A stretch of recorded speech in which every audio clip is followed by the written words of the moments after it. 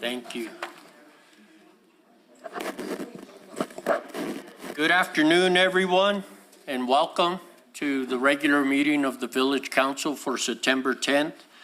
I am subbing in for the mayor as he's up in Albuquerque with the National Guard and thanking them most likely for all their assistance in helping us here. But there was a meeting up there that they requested him to be at. So that's where his presence is at this moment.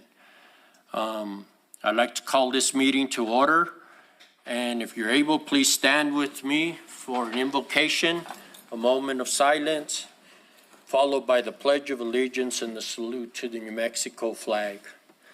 Almighty God, we just thank you for this day. We thank you that you've created all things for us to enjoy and to be stewards over.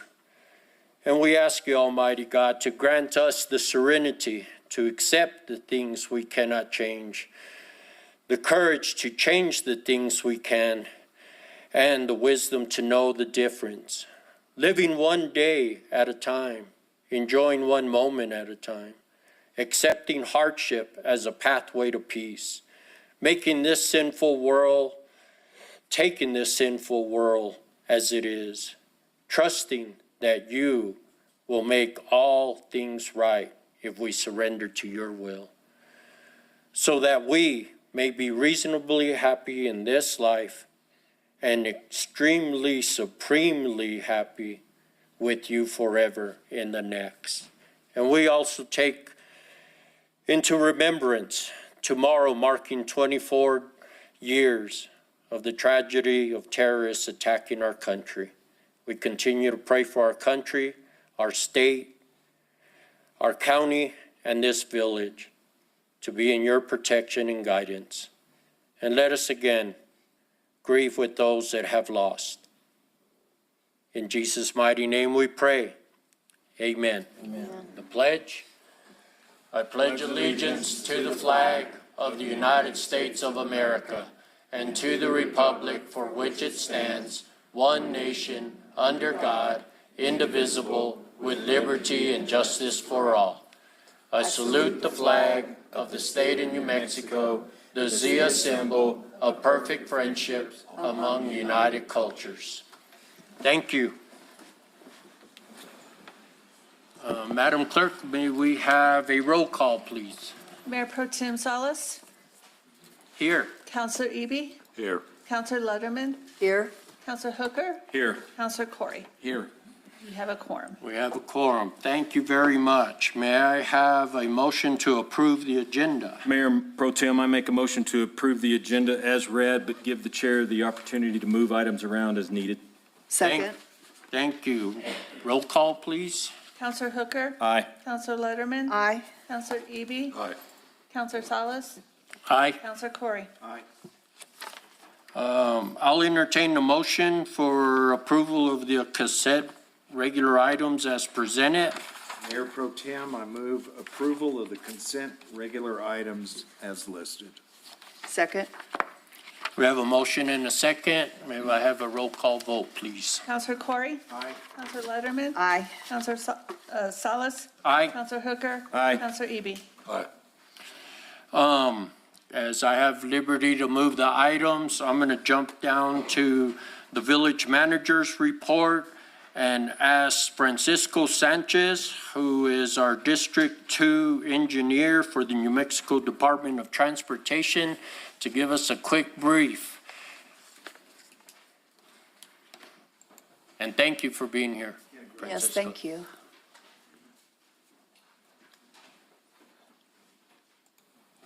So thank you, Mayor Pro Tem, fellow councilors. Just like to give you a brief update on New Mexico 532. As you're all aware, it did suffer during the floods some damage and became somewhat unstable, but still passable. So it is passable right now. Right now, with the U.S. Forest Service rescinding the order and opening up the forest, we do have 532 open. It's just under construction. So during the workday, you would have flaggers out there letting one traffic in at a time. And so we're working Monday through Friday, 10 hours a day. We're anticipating to finish the road stabilization of the road and get it ready for paving at the end of September. So the date on our schedule is September 26th. We're scheduled to come back the following week and pave the sections that we are redoing out there. And then we anticipate to have striping on the week of October 6th. So that's our current schedule right now. Of course, pending weather, any other unforeseen circumstances, but that's where we're at right now. And we also do intend to just go ahead and stripe not only the areas that we're working on, but the full 12 miles up to the ski run. Okay, and this is Ski Run Road, 532. 532 Ski Run Road, correct. Okay. What about striping Midtown and Meacham? So we, Mayor Pro Tem, fellow councilors, this has been brought to our attention, by the deputy manager, the mayor, on some concerns of safety on the paving project we did through 48 through Midtown. And so we have a meeting next week with the contractor. We have identified some areas that maybe we can correct, but we are aware of it. We're doing some engineering. We're looking at all the widths, how it was laid out. So we do have a scheduled meeting next week to meet with the contractor that did it, see if we can do some corrections. Internally, it's very difficult striping, once we pave, especially new pavement like that, and we stripe, when striping is done wrong, it's very difficult to correct. The only way to really remove it is through water blasting. If we try to black it out, it's gonna come back. So when you water blast, you're pretty much scraping the paint and the pavement out, and it's not aesthetically pleasing. It does damage the pavement, so the feasibility of restriping all of Midtown or all of 48 is pretty low because we would do significant damage to the pavement. And so internally with our traffic section, our other engineer, assistant district engineer, we've identified, probably the areas that have the most concern where we can probably correct. And of course, we'll continue to work with the executive management of Ruidoso to also identify some other areas that you may see fit to correct. Okay. Is there any questions? That's great news. Yes, we thank you again for your time here and appreciate all the work that you've helped us with and continue to help us with, so. I appreciate it. It's always a pleasure working with the village, and of course, we're down the block. I call it in Roswell, so it's always a nice, easy drive over here, and it's great working with the village, and we just hope to continue our great partnerships. Great. Thank you, Mr. Sanchez. Okay, jumping back on the agenda, back to the mayoral reports and presentations, and one that I am very privileged and happy to present is the presentation of retirement plaque to Joel Rowland for his service to the village of Ruidoso as an operator for LB for the regional wastewater treatment plant from October 2001 through August of 2024. And I'd like to make a few comments with Joel because I've known him for a long, long time. And we've worked together as he was out at the plant and I was in Parks and Recreation mowing the grass and stuff. But he would always come pick up our tractor so he could go out there and mow that field out there for us. And boy, that helped out the department very, very much. So Joel, again, I am very much honored to present you this plaque. And what it says here, a retirement award presented to Joel Rowland in sincere appreciation for your dedicated years of service with Village of Ruidoso. We hope that you enjoy your well-deserved retirement. Yes. August 31st, 2024.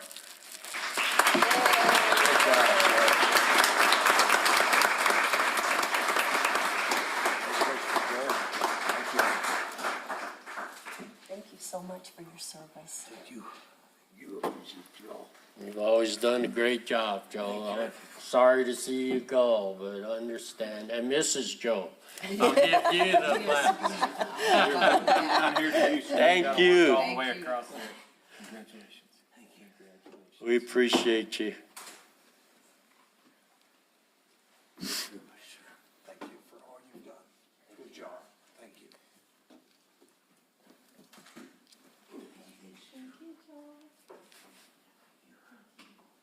Joel, did you want to say anything? You got a chance.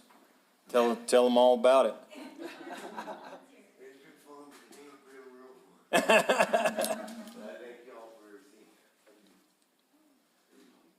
All right.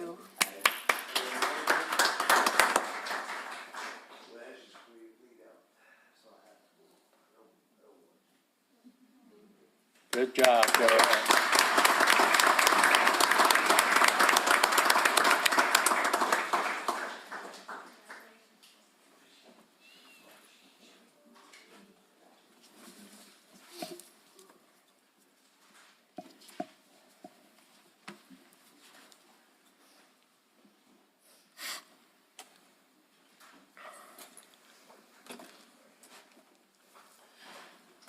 Okay, moving back to item 1 of the mayoral reports is the presentation of new employees and promotions. And we have 3 new hires, but I recognize the name that I think he's a rehire. So that's where it kind of threw me off. I go, wasn't he here before? There he is. And, and I'll start with him for coming in tardy for there. But we appreciate, I know on my part, that Jeremy Nocella was back to work with us after a brief hiatus. And I want to hear a report of where did you go and what did you do and why did you leave us? No, you don't have to do that. But anyway, he's back to the Parks and Recreation Department where he worked previously as the facility supervisor. Yay. So we welcome you. Yay, Jeremy. Would you like to make any comment? Good job, good job. That's good. Then we'll move up to a library assistant 1, Teresa De Leon. De Leon. Hi. Hi, Teresa. So she said Teresa, I saw Teresa. They both work. Oh, okay. Which one do you prefer? I'm flexible either way. Oh, great, great. Well, we welcome you to the Village of Ruidoso. Library is always a fun place, and glad you're here. So thank you. And then to the Community Development Department, a multidiscipline inspector, Jim Kinzer. All right, Jim. So tell us a little bit of yourself. Been in construction 25, 30 years. Prior to getting paid, it was another 10.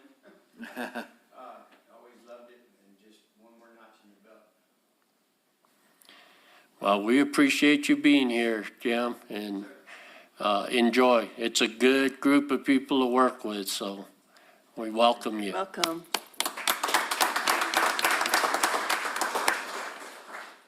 Then is Stephanie here? I didn't see her. Stephanie. For the Oh, Wingfield, okay, you got the may I? report? Yeah, Okay, I'm not- next item is the Wingfield Heritage House Museum ribbon cutting to be held on October 17, 2024. Yeah, we are very, very excited. That's a Thursday at noon to 4. And so we'll be, we're having a special meeting on Friday for the logo. And we'll be getting some invitations out. And hopefully everyone can come and support the Wingfield Heritage House Museum. I'm very excited about it. And with that, do we need to talk to the chamber about our halftime person? Yes, Mayor Pro Tem Salas, Councilor Lutterman, we will start work with Deborah and her staff in getting all that situated, so. Yeah, that would be nice Yes. before, if we could get, so that she can help us when the museum opens. Yes, and it's going to be a showcase. This facility is beautiful, and thanks to Councilor Lutterman and the board, and it's going to be a showpiece, so. Thank you. And I'm sorry, Counselor, what time again was that? It's at noon. Noon. We'll be inviting the chamber, the greeters for ribbon cutting, and It says 1 o'clock on the paper, just. It's at noon, Okay, cool. noon to 4. Noon to 4 p.m. Thank you very much for presenting that. Now we'll go back to the public input, and I had the list here somewhere, right here. First on the list, which I should put last or even scratch it out, we have Mr. Bill Hall, a good citizen that participates and gives his service to the Village of Ruidoso through the P&Z department. And Counselor Hooker, do you mind being the timekeeper? Timekeeper, what do they get, 2 seconds? Thank you, goodbye. 5 minutes, right? 5 minutes. 5 minutes, well, I don't think I can talk for 5 minutes, but I won't. Just wanted to just put in my 2 cents worth with, I know things have changed dramatically since the 17th of June here, and prior to that, we'd been going through a process looking at the short-term rental management, in the village, how it's done and all that. And while we're not a high priority at the present time, one of the things that came out of our meetings was certainly the system we have in place on a practical standpoint really doesn't work. One of the potential solutions we saw was a software system that is a much better management tool for the whole short-term rental business. The company represents over 200 different municipalities across the USA. It's an AI-driven software program that if you list something for rent in Ruidoso, they will find it. And the thing that was interesting to us as part of that committee was they know right now, before the fire, we had somewhere between 400 and 600 unpermitted short-term rentals. What does that mean? One, that means you're not getting lodger's tax, you're not getting GRT.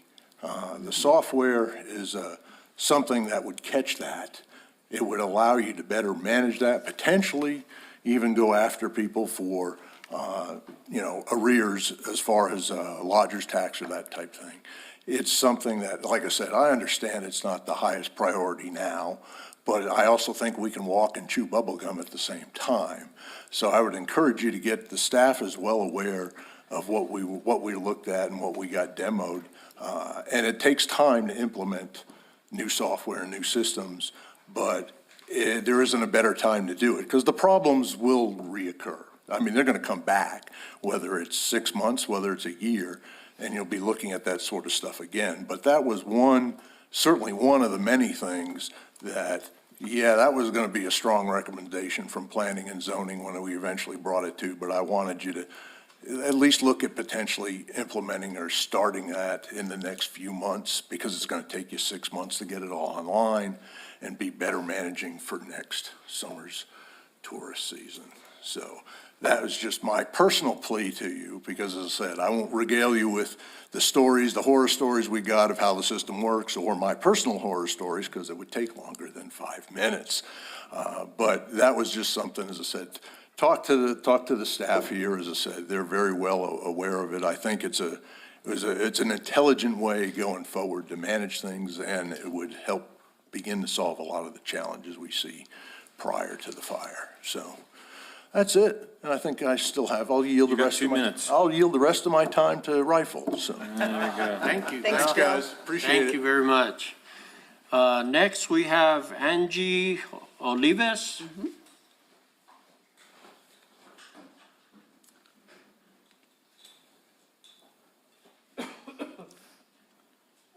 Hi, Angie. Good afternoon. Hi, everyone. Well, I'm Angie Olivas, citizen 24 years now, and I'm here today to just give a little input about the group we started. Last month, I said we wanted to start a Riverside and Watershed Property Owners Group, which we did. There was a lot of people interested in helping with this. We had about 30 residents, property owners at our first meeting, about 12 at our last meeting. we're ready to get busy and start helping. Our mission is to restore our rivers, watersheds, and bridges, to increase our knowledge, collaborate with local, state, and federal representatives and our fellow neighbors to rebuild and achieve the greatest success. We need help. We're not experts, we're just property owners. At our last meeting, we heard that there has been a watershed recovery task force formed. I would like to, if I can, attend that meeting and see how our group of owners could help. So that's really all I wanted to say. And also, I'm keeping an eye on that 70 million that we got. And if we can just keep that transparent and any other grants that the village receives in restoring. Thank you. Thanks, Angie. Oh, I can't comment, I'm sorry. See me I'll talk to you afterwards. Next, we have Andrea Hernandez. Fernandez.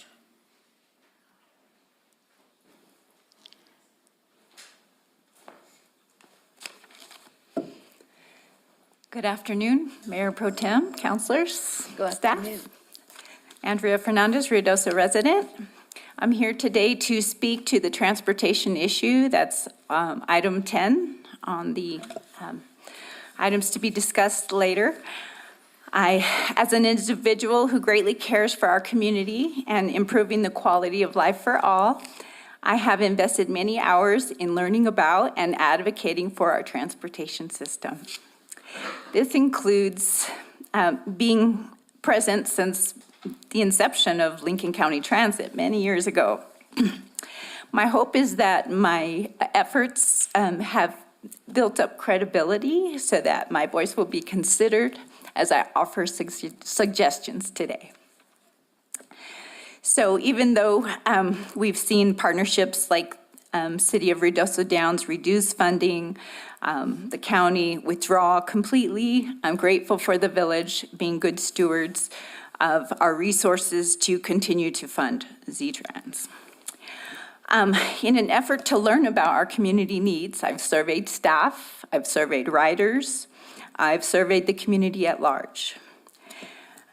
To continue to be good stewards of our community resources, I'd like to see the village to be involved in transportation, not just as a funder, but as a partner, so that there's a continued relationship and dialogue so that we really understand and meet the needs of those that need the services. So what I've learned through the surveying is that, one, we're fully staffed at this time, and that's great. That means that the routes are operating fully.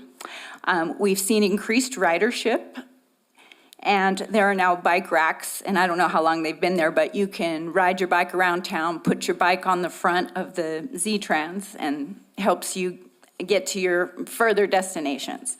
So those are great successes. What I see as issues is that the route is jam-packed, and the drivers don't have time to stop at all the stops. So if there's not someone at the stop, they pass you by. Another problem with that is that there aren't signs at every stop. So people don't even know where to stand, and then the driver passes them anyway.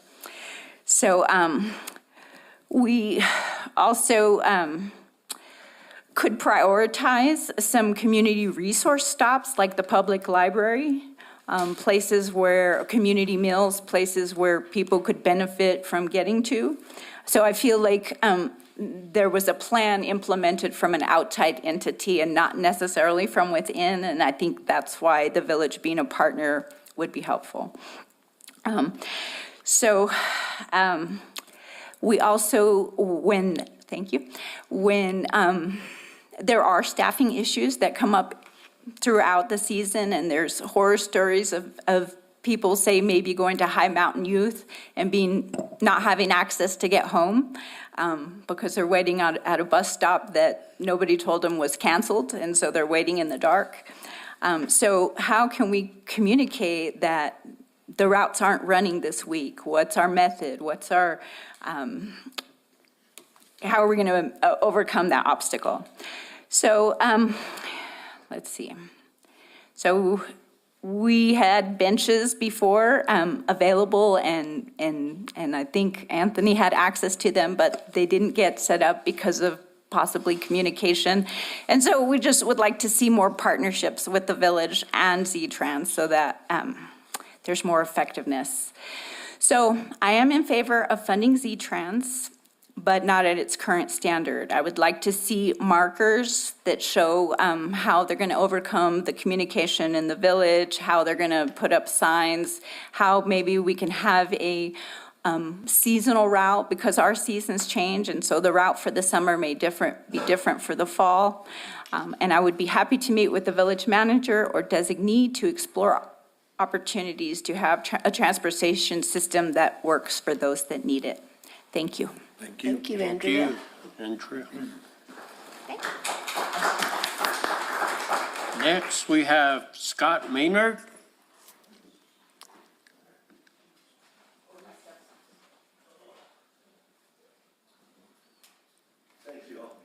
Hey, Scott. Scott, you have 5 minutes. I'll hold up 2 minutes when you get 2 minutes left in a minute, Good to see you all. just so you know. Okay. Great job. Congratulations to all the new workers and everything that they've done. Want to give hats off to them. One thing I've always kind of wanted to address and wonder, and I've stated this before in other meetings, is like, Mr. Salas, you wanted to make a comment to her, then you went, oh, no comment. And we as a public, when we're sitting here, we can never get a question or an answer. And somehow, if that can change, like I could just ask a direct question, like the new housing that they're putting in, the village housing right there next to Michael J's, what is the cost of that? I have no idea, and I don't know how to find out about it. And I was, curious on the cost of that little development project, because that's kind of what I do. And I'm like, I wonder what they're spending on this, and, how much money could have been saved compared to what's being spent on it, versus different types of housing models that could be put in. So mainly as a public input session, whether we do it once a month, where the public could come in and get their questions, and we can talk and go back and forth on certain issues without having to try to come back a whole month later. That's one of the big things it's always bothered me for 25 years here. I've been here a long time. Living here 25 years, been coming up here, owned property since 1978. And I'm getting on the water issue now. And the last month deal, there was a lot of water questions and a lot of statements on the water. And I wanted to talk, but I actually signed the wrong sheet because I didn't have my glasses. So I couldn't respond to any of that. And I've even brought it up, I think, probably for about 4 mayors now.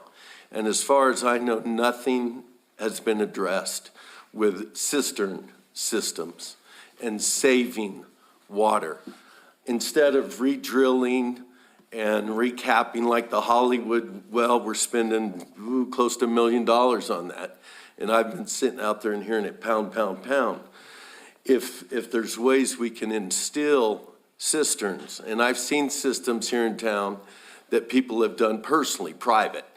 Well, we've got great watershed buildings. This building, for instance, these 3 right here.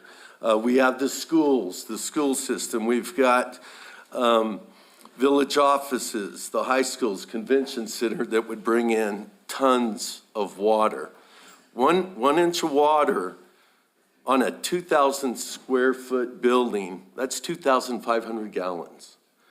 The other day we sat in here and it rained. Well, heck, we would have had that right now. 20 employees in here, just washing their hands, using the toilets. We would never have to use the city water. We could just use the water from this building. The new courthouse, that would have been a great model if it would have been instilled, because they could have built it from the very beginning with the storage tanks, the plumbing, and the pumps. I'm talking, it's cheap. They could have done that whole building for like $15,000 and recirculating the water that's in there. So that's one of my biggest concerns is the water issue is are we ever going to instill that or maybe start trying it out with our buildings, our current buildings, say, hey, let's try it out. And that's one of the biggest things, because we know water is a problem here, and it's an issue, and it's going to be an issue down the road. And the more we can save from our groundwater and start using water off of our buildings, and even in new codes, put it in the permit. Hey, if it's a new house over 3,000 square feet or whatever, just put it in, instill it. Hey, it's easy to do. We've done it on 2 of our homes, and it saves a lot of water. You know, our sinks, our toilets, our washers. When you can save all that water, and we get on board with some of our big buildings here and some of our new codes, down the road, it could help us, because I think that's going to be one of our issues in years to come is our lack of water. And even now, we got wells drying up. And Time's up, Scott. Sorry. But thank you for that's your my deal. comments. Thank you. Appreciate you being here. Okay, I think that covers public input. We've gone through the mayor's report. We'll turn it over now to the village manager. Yes, thank you. All right, good afternoon, Mayor Pro Tem Salas, Council. First presenter is going to be Robert Simpson, goes by Bobby. He's going to give us an update on the clean and lean properties. There he is.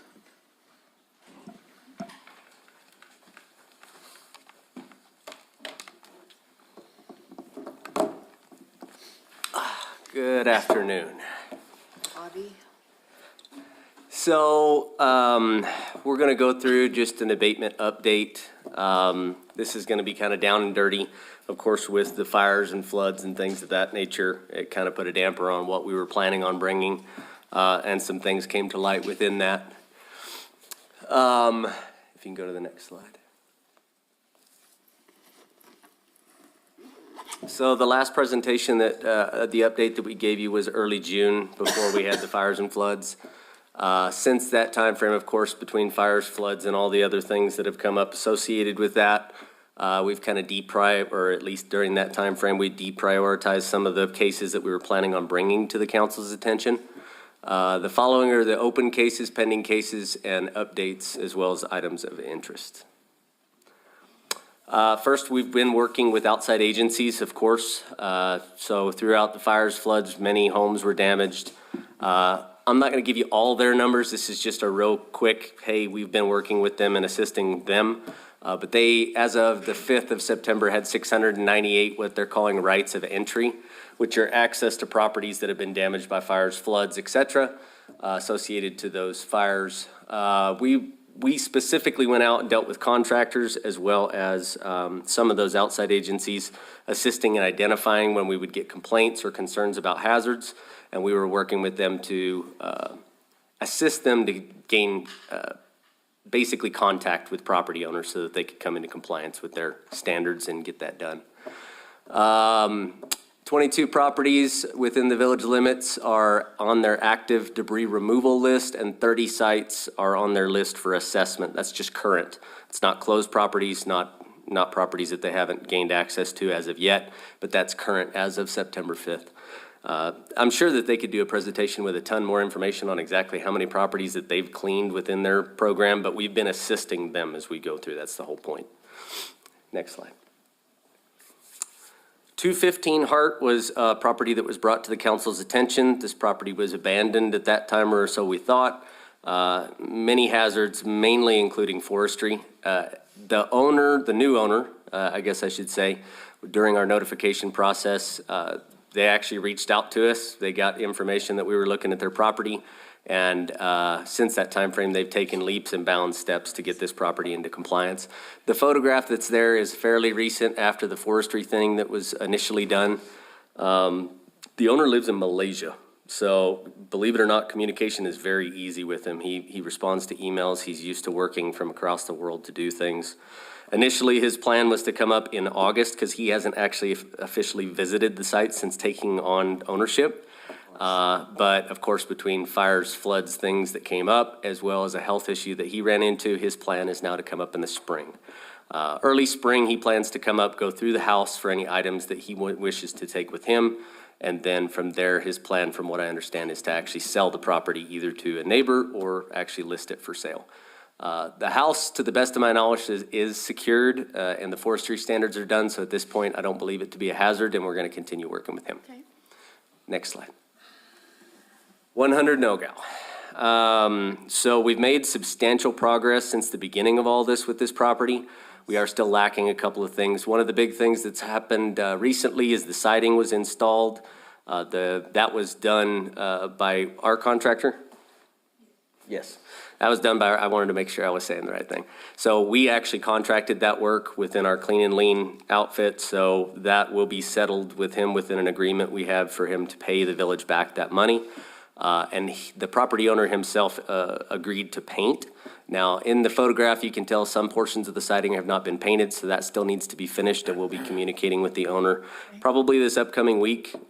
Deputy Manager Martinez has been the primary contact during this bit that we're getting this property into compliance, and we'll continue trying to work with him. The two things that are still outstanding, well, three, if you include the finishing of the paint, is finish the roof, which from this photograph you can't tell, but the roof is still not installed.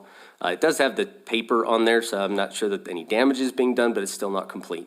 So the roof needs to be installed as well as the chimney needs to be corrected. They've done work on the chimney, but it's still non-compliant. So we'll work with them to get those things accomplished, whether that's village funded and contract to pay back, or if that's going to be completely on us or him. Bobby, how much, what kind of time are we giving? Depends on the project, and I don't see him in here. What I'm planning on doing is reaching out to him to get more of a, this next week I'll get with Deputy Manager, oh, here he is right here. Maybe you can give some insight to the timelines.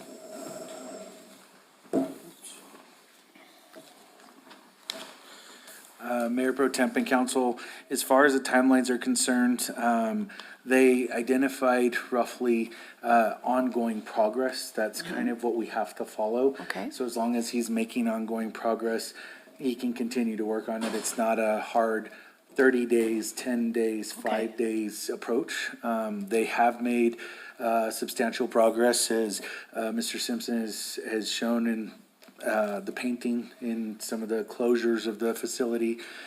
They are needing to focus now on the roof. So if we don't see anything within the next couple of weeks, we can definitely act on that. But they have moved forward with each project according to what their directions were. And so I'll reach out to him and see when he'll start on the roof and give you an exact date. It's not going to be years, though, not the 14 years we've been waiting. No, so I believe the resident is under the understanding that if something hasn't been completed through substantial completion of the 4 items, then the village will act to take the property. And so that's his understanding, that's the general understanding we have. Thank you. And just to remind you, the 4 items that were on there initially were to secure the residence because it was open, which was one of the hazards that we identified. They did secure the residence. The siding was one, the roof was one, and the chimney was one. Those were the 4 outstanding major issues that we had with the property. And as of right now, we've got 2 of those completed. So 50%, heck of a lot better than, as you mentioned, the very long time frame that we've been waiting to get something done. Now that the village has stepped in, I think we're making headway. But the village did one of those, right? We put the siding on. Correct, we contracted that. Yeah. Yeah. So he didn't do anything with that. No, and there is a 3-year period that he has to pay Right. that back. Okay. Thank you. Any other questions on no-go? No. Okay, next slide. 205 Swallow, I was asked to place this on our update. This was something that just recently happened, and this has been a concern for some of the residents up in that area. The tenants of that property were actually evicted July 24th, 2024. This house, it was brought to our attention as something, and I quote, needed to be demolished. So we went ahead and assessed the property. First and foremost, made contact with the bank that took the property over. They do have to give timeframes for, once an eviction takes place, they have to give 30 days for any type of, I'm not sure exactly what the timeframe's for, but it's legally required before they can act. They have to give 30 days. That timeframe has passed, and they are now entering the portion where they're going to hire a contractor to remove any contents and clean the property up.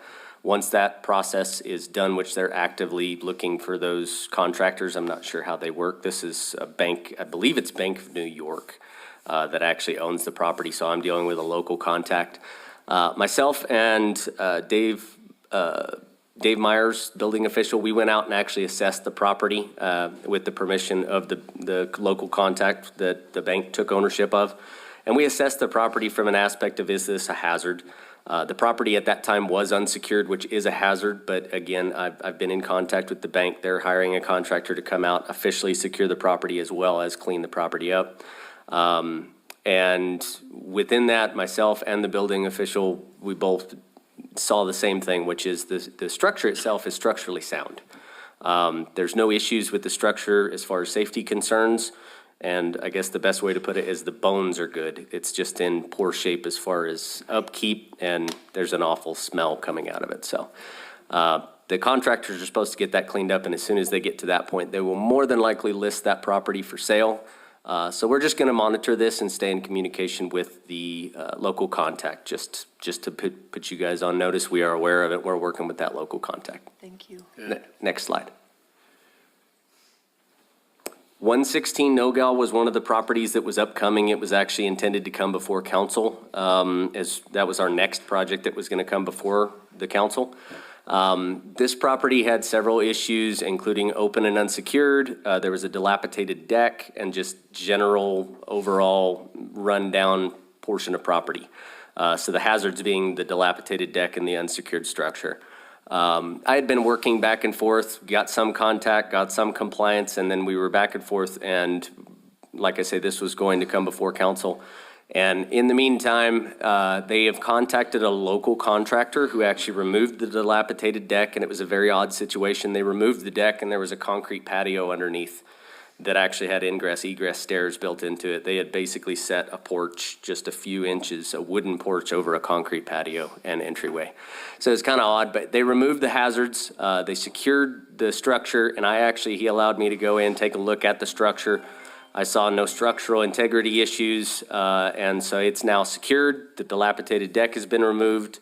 The property has been put on a regular maintenance schedule with a local landscaping contractor, and that local contractor that did the work has actually signed an agreement to regularly visit the residence to make sure it doesn't fall out of compliance, and therefore meet the vacant building standards as far as someone visiting it regularly to make sure. So at this point, that property I'm deeming compliant. It won't come before council. Again, it's one of the family things where they're trying to decide who in the family is going to get the property. So at this point, since it is compliant, they'll have some time to sort that out. Questions? Okay, next slide. 109 South Hickory was actually brought to the attention of council sometime back. This property was involved with a fire in November of 2023. This is one of those situations where we try and give people ample time before knocking on their door as the government to tell them, we know you just endured a major issue, but you need to do something with it. The time has come at this point. This is an older photograph, but the photograph that I took, it had a car in the photograph, so I didn't want to present that one. This is the older photo. But they haven't taken any reasonable, substantial action to bring the property into compliance. So we're going to be sending a certified letter ASAP, probably by the end of this week, to start the notification process that they need to pull some type of permit to either repair or remove the structure. Next slide. 114 Davis was also a property that was brought to y'all's attention at the last update. This was just an open and abandoned trailer that we could not obtain any contact with, and our intent was to bring it before council so that we could, at a minimum, secure the residence, and unfortunately, it was lost in the fires. That's what I thought. And so that bottom photograph there is actually the structure now, which is a complete loss. Someone did come to the property and put some type of caution tape across the driveway, so I'm not sure if maybe there is a representative out there that just hasn't reached out. But what we're gonna do with this property is treat it just like the rest of the properties as we're moving into some of these meetings about timelines and things for structures that have been damaged in the fires and floods. We're gonna be using our process, basically just lump it in with that with any other structures or properties that haven't been brought into compliance after our times frames have been met. So at this point, it's no longer open or unsecured, it's damaged, so it moves into a different category. But unfortunately, it was lost to the fire. Next slide.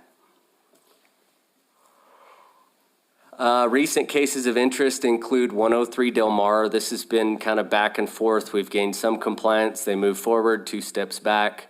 Currently, 103 Del Mar does have an active permit to do work at the location. I'll be following up to make sure that they meet the deadlines for actually doing those permits and keeping them current.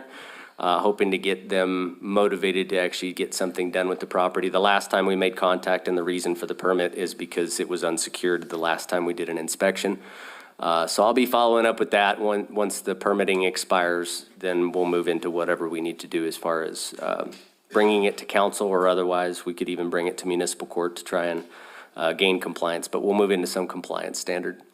616 Sutterth was brought to my attention. This property, it got pretty bad there for a little while. This is an older photograph. There's actually a newer photograph that I took, and I just didn't get into this PowerPoint, but they've done a lot as far as cleanup of that property. They've substantially cleared the backside of the property, which was becoming an eyesore. We're working with the person who's trying to, they are the renter or tenant that are using the property, but we're gonna work with them to get proper licensing for the type of business that they're gonna do there. But at this point, they've cleaned the property substantially, and they were actually just actively working on it a few days ago when I drove by, so they're continuing to work. Next slide. These are properties that need vacant building permits, but are otherwise in compliance. I haven't prioritized the permits. I would rather have something secured and safe, but I would prefer them to also have the permit. But these are ones that are kind of in these weird areas where we're trying to work with them so we can gain compliance all the way to do something else besides leave it vacant. 210 Barkus is a fire damaged structure that actually I put it in this presentation, and miraculously it came across my desk again. So we're actually going to be sending a notification for property maintenance, which they've got extremely tall weeds and grasses on the property, as well as we're going to require them to come into the vacant building permit standards. And from what I'm getting third party is that the owner is trying to sell it, and but he hasn't actively listed it with the realtor. So I guess it's just a word of mouth thing. We're gonna move into our enforcement standards, whether they're trying to sell it or not. They need to maintain the property. 154 Spruce is just there for now. This property was secured by a representative. It's a legal battle that's going on over the property. And one of the parties agreed to secure it because it was open. And at this point, they've even maintained the property regularly, and we'll continue working with them until they can get their legal issues settled and they can do improvements on the property. And then, of course, 202 Brady Canyon, that's a old trailer that actually had a whole chunk of the side missing. And we made contact with that property owner. He has secured it, and the intent is to remove it. But of course, with all the ongoing flooding issues that were going on in Brady Canyon, that timeline has been pushed back. So we're going to continue working with him now that it's been secured. It's at least safe, and we'll work with them to get that removed from that property. Next slide. Just some general numbers here. These are statistics from June 1st to the 5th, which is when I finalized this presentation. We had 659 total calls for service for our animal control and code enforcement division. And the last year, the same time frame, we had 764 calls. That's actually fairly impressive because the town was completely evacuated for a period within that. And so we didn't have people, therefore didn't have calls for service in the general sense. And we did a lot of primary assistance for the police department, fire flood issues. So we still ran a lot of calls in that time frame for calls for service, even though, the majority of town was not even here. So I would say it about evened out. And then, like I say, we did a whole bunch of traffic control and other assistance. And those are those numbers. So I'll stand for questions. I just have a comment. Thank you so much for keeping up with this. We really appreciate it. I'll continue to give updates probably every other council meeting. Okay, thank you. That would be good. Any other questions? I've got one. I believe that there's two properties that since we started aggressively doing the clean and lane, that we've actually put money into as far as the village of Ruidoso to restore and bring back into compliance. Now, you were stating on No-Gal that the owner has 3 years to reimburse the village. So my question is, what sets the time frame as far as the longevity of when they need to pay it back? But is it the dollar amount? And also, is there any type of interest that the village charges? Because that is the village money that's being put out for 3 years. No, sir. From our standpoint, it's just the foreclosure date. So we put that foreclosure component on them, and it's the 3 years for payment and the year to take it back. So it's a total of four years. All right, so, but there's no interest charge? No, sir. All right. And also on the, we had a report there from the Humane Society during the flood. They were saying that the microchipping really helped a lot as far as the getting pets back to their owners. So I'd like to hear from Bobby on the microchipping. Absolutely. So the Humane Society and ourselves have worked very well together, especially with microchips. That was a big push, and of course, we've adopted the ordinance to require microchips versus the registration process, which allows us to easily identify a dog in the field. I can tell you in my experience, which I spend more of my time in the office these days as the manager for our department than out in the field, but the times that I have been in the field picking up dogs, I would say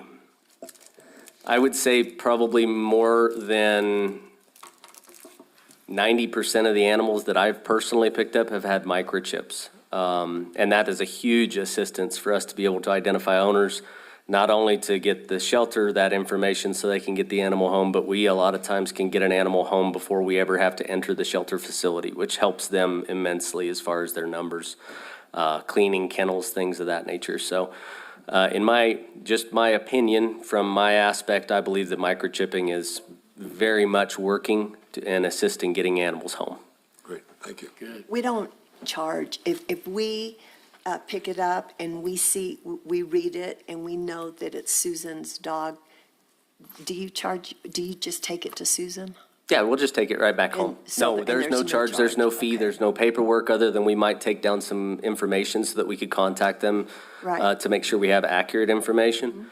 But no, if we pick up a dog out in the field, we'll actually just respond to their address, typically make a phone call and meet them at their residence so they can secure their animal. Right. And most people are extremely grateful. It's very, very, very rare that you have someone who's upset other than just at the situation. Yeah. Thank you. Thank you. Any other questions for Bobby? Sir. No? Thank you very much. Thank you all for your Thank you, time. Bobby. Appreciate it. Appreciate. And yeah, every 2 months, that would be good. I'll work on that. So, next, Ron, you have the update on the permitting, building inspections, and plan reviews. Yes, we're going to have Deputy Manager Michael Martinez, and then following that, I'm going to have our Public Works Director come up also and give some updates also. We'll have Alex with us as well. On the permitting, so obviously there's 2 items for building permits. Those 2 items are related to, well, 3, I guess, in general. You have your regular building permits for those seeking to do new construction. You have those that are building in the fire areas, and then you have those that are building in the flood areas. And so the fire areas, we've adopted the state component to look at anything related to fire structures. So if they're building in those areas, they can seek the building permits. If they're going to use the current foundations, then they would end up utilizing the requirements to use the current foundations, doing the testing, making sure those testing components are turned into the village, and then that they meet or pass those requirements as established by the state. If those are not, if an individual is not going to use the current foundation, they would just follow regular building process and apply for those permits. Where we get into a little bit of issues with building permits as far as a time frame is concerned is when building in the floodplain. So one of the items that was established today was to have a public hearing in October for the new floodplain map. And that's a temporary map that's been established by our team at the direction of both FEMA and the federal floodplain manager, or state floodplain managers. The main reason behind that is so that we can be compliant with federal insurance requirements. So if any residents want to continue to build moving forward, that they qualify for those insurance rates and those insurance standards. What that means is there's 3 different issues that you're going to have to address. And we're definitely going to make sure that there's a bullet pointed item so that individuals can work through these as necessary. So the first part of that is if you're building, if you've been impacted by the flood and you are currently in the floodway, if you have 50% or more damage to your property, and that has to be submitted to the village by a licensed appraiser, if you have more than 50% damage, basically you cannot rebuild within that floodway. Your property will have to be reviewed. You can't come back. If you don't have 50% damage within the floodway, basically you can, and I want to make sure I clarify this, I don't think you can actually address those issues. They would have to meet compliance, but our current ordinance says you cannot rebuild in the floodway in general. Is that accurate, Ashley? That's correct. So as long as, if you're under that 50%, you can do minor repairs without pulling a permit. So even if you are within the floodway, let's say you only had 30% repairs, you can go ahead, pull a building permit with their department and move forward. There is nothing legally that we can do to prevent that from moving forward. Mayor Pro Tem, Yes. question for Michael.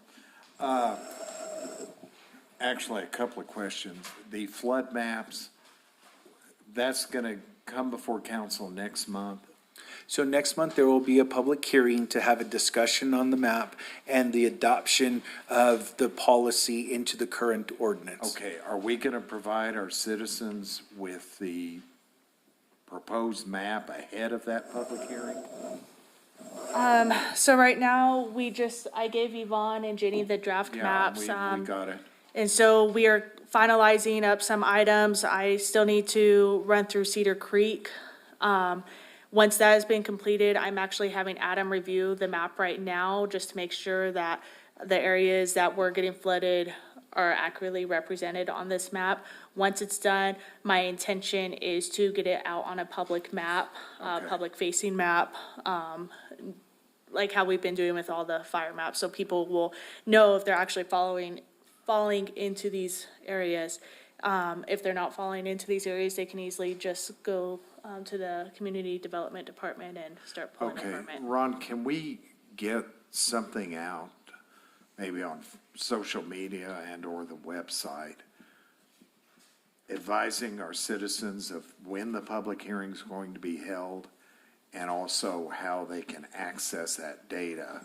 You know, we've kind of been spanked over addressing the water bill, which we did have public hearings, but evidently. Right. Mayor Pro Tem Salas, Councilor Corey will work with our PIO. I know Kerry is on via Zoom, and we'll work with Ashley and Michael and Alex and Adam and get that out there, so. Clearly, it's going to have a huge impact on our citizens. And then a follow-up, Mike, when you said if it's more than 50%, you cannot rebuild. Correct. Is that a caveat? I mean, you can rebuild eventually, but. No. No? Not in the floodway. And where, Not at all. So just to clarify, there are 3 areas on the map. The floodway is an established floodway that's basically within the channel of the river. The floodplain is the area of flooding that can exceed the channel that's identified by the high water marks. Then you have areas outside of the floodplain, which is your normal building area. And so federal guidelines basically specify anything within the floodway that is more than 50% cannot be rebuilt. Period. And what recourse do these owners have? So as of right now, and Mayor Pro Tem Salas, Councilor Corey, as of right now, there isn't any. And so usually, the programs that roll out both at the state and federal levels are months down the line. That's where you hear discussion related to, hey, the federal government's buying my property, they've given me fair market value, those kinds of things. We're not there yet. We've had those discussions with FEMA and the state. They've said we're probably a few months out still, just because they're waiting also on floodplain maps. They're waiting on what that looks like. And so temporarily, we're adopting what the most conservative approach would be so that we can make sure we're protecting all of our residents. But until that point comes, we probably won't see any mention at the federal level of those programs coming out yet. I applaud Angie Olivas and Dana Shink and Jennifer Brewer for their work in trying to address their own area. And I would encourage Ron, you and Mike to reach out to Angie's group ahead of the public hearing so they know practically how it's going to impact the residents within their group. And I apologize, go ahead. No, it's okay, I'm just waiting. Yeah, go So ahead. as this is all being passed out right now, is this because you're saying it, Michael Martinez, Deputy Village Manager? Is it because the Village Council's saying this?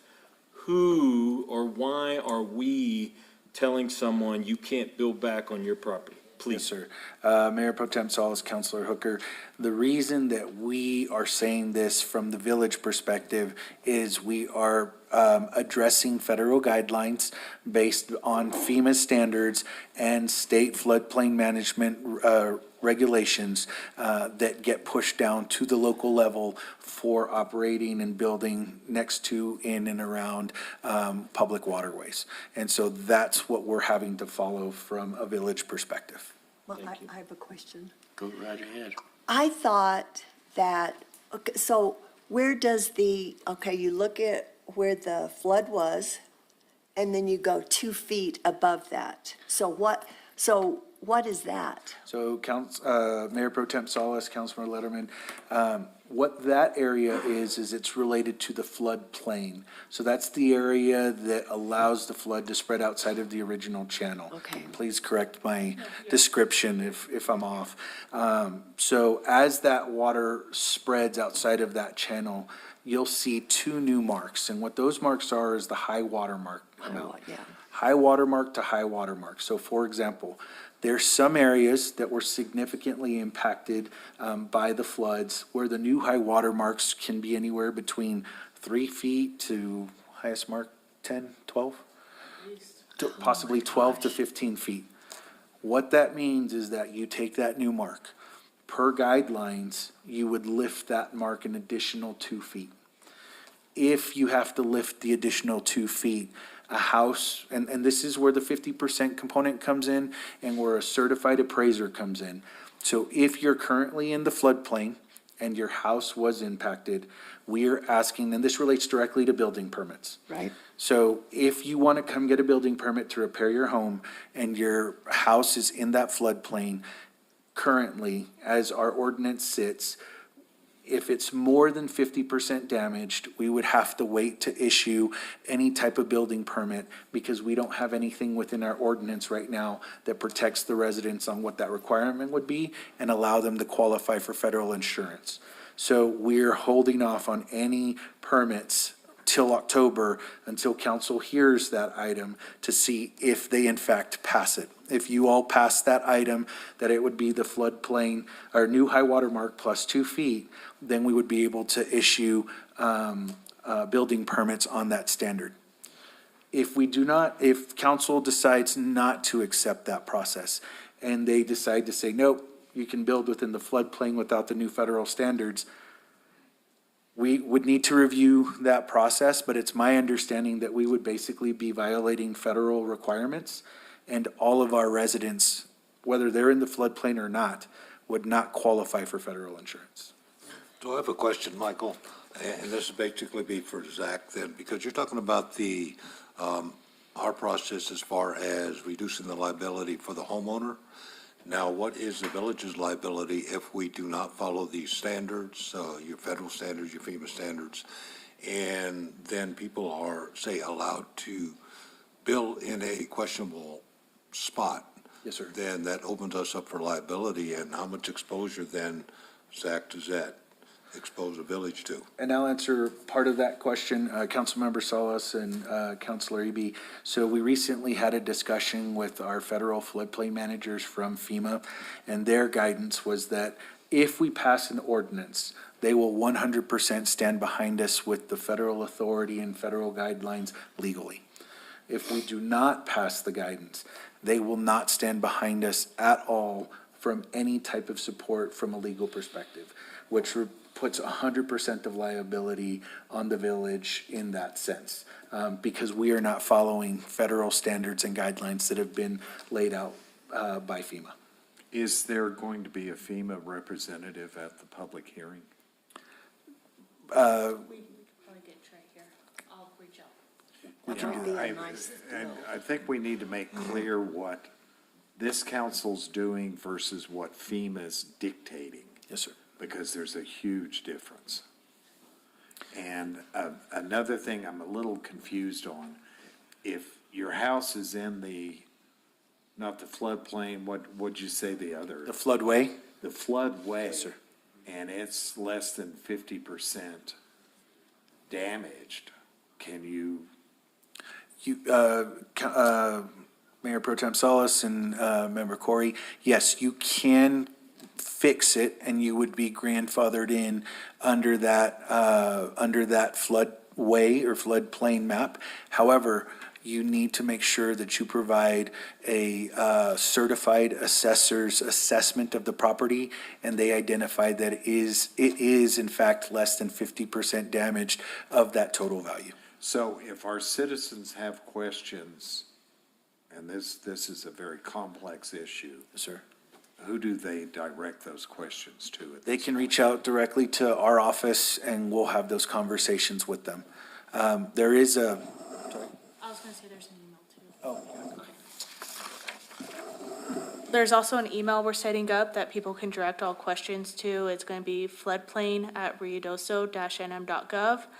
There's multiple village employees who will have access to that email. That way we can make sure any floodplain related questions go to the same spot. It's going to be floodplain@ruidoso-nm.gov. Thank you. And Mayor Salas and Council, just to touch on one last item. So there is a floodplain working group that's made up of federal, state, and local officials.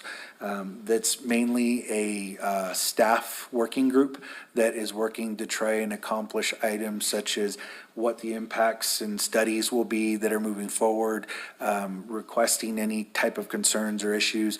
We usually don't allow, or there usually is not any participation at the public level.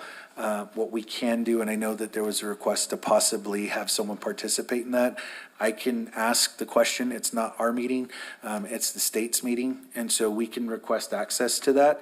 But usually what they do is they push out a briefing or any type of discussion that can be made publicly, and usually they'll identify an individual that would attend that meeting that can give that briefing. Mayor Pro Tem, Ron, you know, I'd like us to consider this public hearing separate from a regular council meeting. To me, this is just a huge topic. And I'm thinking that it's more of a workshop, or I won't see it, we won't see it on the agenda as a public hearing.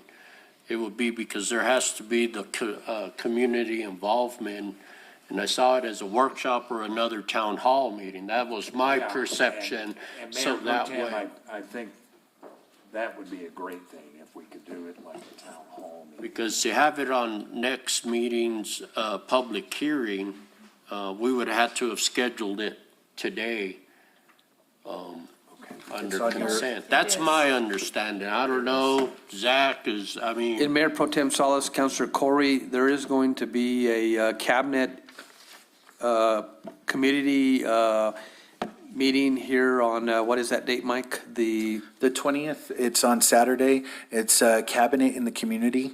That will be at the high school from noon to 5.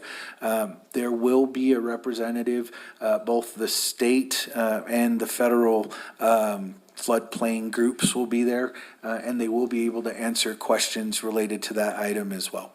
And Mayor Pro Tem Salas, Councilor Corey, we'll make sure, we'll visit with the state when they are here that day with different, the governor's cabinet to make sure they want to do some Q&A and give some information. So we'll work on that. Thank you. But is that going to be enough? I mean, our people want to hear from us.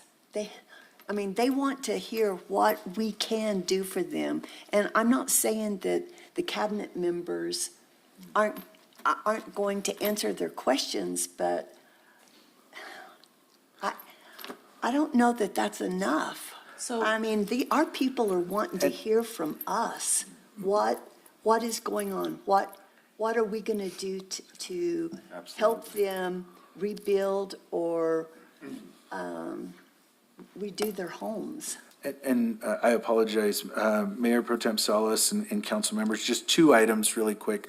One clarification, item number 8 under consent agenda was actually the request to do the public hearing for October. I didn't read it all. And so I just want to make sure I'm understanding the request from council. Item 8's on 2 Yeah. Telecom. Or I'm sorry, number 7, I apologize, misread that. I see it That's there, number modifying 7. Chapter 50. And establishing areas of the, And Mayor Pro Tem Salas, Councilor Letterman, that'll be the ordinance there that the council will be having discussion on and seeing which direction the council wants to do on that ordinance, so. and so just for clarification, am I also hearing that you would like to see if we can establish a town hall specifically about floodplain to have that conversation prior to this hearing? Yeah, we're talking about people that have lost their home. And the other depressing thing about all of this with FEMA is a lot of these homes didn't qualify for flood insurance originally, so. And I think also what the furtherance of that is, it has to be set up to where we have the ability to answer questions Exactly. from the public, instead of it being, you're just gonna get up there and talk, even though knowing that's gonna be a long event, because there will be frustration, there will be ventilation, and so on and so forth. So that's why it needs to be something that's Agreed. exclusively. I agree. Would you all, and I apologize, Mayor Pro Tem Salas and members, would you like that to be just a village component where staff is answering? Or if we can have FEMA and the state and us there, where kind of like the previous Wednesday's town hall was, where they had questions answered, is that something similar you'd like I to think see? FEMA definitely needs to be there, because this, I think any entity that we have to follow their rules and their guidelines, that they need to be there, because they're the ones that are on the top as far as the authority, as far as the governmental entities, and we have to submit ourselves to their guidelines. And sad to say that many times the people are just going to look at us and say, well, the village is doing that to us, but we have to follow certain guidelines. So with the FEMA state representatives there to say, these are our guidelines that the village has to follow, I believe that'd be helpful. so Mayor Pro Tem, do you think we can make that happen? I mean, we got time to, we were already scheduled, and I missed that when I was reading. I think I only got up to item 6, but prior to that, and that's up to staff, really, if they're able to pull that off for a town hall meeting and discussion on that. We'll reach out to the state and to FEMA this afternoon and see if we can get that scheduled in the next week or two. But I agree with you, Councilor Corey, that get that map out as soon as possible. And did I hear you say you're waiting on Cedar Creek, or? So how I've been making this map is I've been driving around, and then I have to throw the contours on my map. And so it depends on the processing speed of my computer that day, and being able to get time to actually go drive around and look where these high water marks are happening. And so I've done village-wide besides Cedar Creek, anywhere Cedar Creek flows through. I'm not doing outside village limits, it's just gonna be where Cedar Creek flows through Well, inside. I mean, the reason why it interests me, because there is potential of high flooding. I've witnessed that coming out of Cedar Creek. So that's where, I don't know if that's another that's- component as far as for flows and calculations of Yeah, that so that's part. just the one area I have not been to yet. I've been to Brady Canyon, I've been to Upper Canyon, I've been along Highway 70, anywhere. And so one thing I also want to make clear on this map is we are strictly sticking to what FEMA has as where the floodways are happening. And then we're reevaluating those. I'm not adding in additional drainages. I'm not gonna do that. That is gonna be on FEMA. We are strictly sticking with what was already there and doing the buffer where the high water marks have been happening. Okay. Mayor Pro Tem Salas and members, what Ashley's focusing on is, again, it's a Band-Aid. That Band-Aid is to make sure that we can protect residents moving forward that would like to build back until a future FEMA map is established. And that future FEMA map won't be established until a significant number of studies are completed over the next 6 to 8 to 10 months to be able to determine flows as well as other items so that that can be addressed and then they can roll out their map.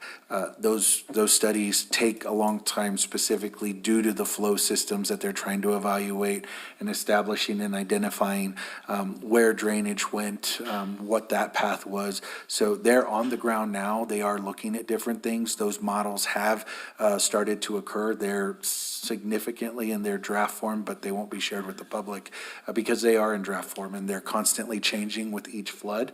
But until they get all of that information, that's how those maps come to be and the assessments and everything that get built into them. So in the meantime, the village is moving forward with trying to put something in place to be able to allow individuals to help allow them to build back without that temporary component. Either we would not be in compliance or we would have to wait to issue building permits within that area.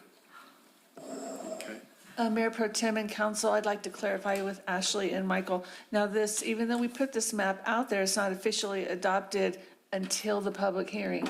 So we want to be careful to the public doesn't have the assumption that that map is in effect, if you will. Yeah. It's not until officially adopted at the public hearing. We just need a disclaimer.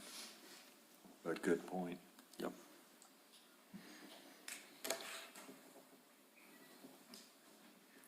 That sounds good. So, Any other questions? Sir.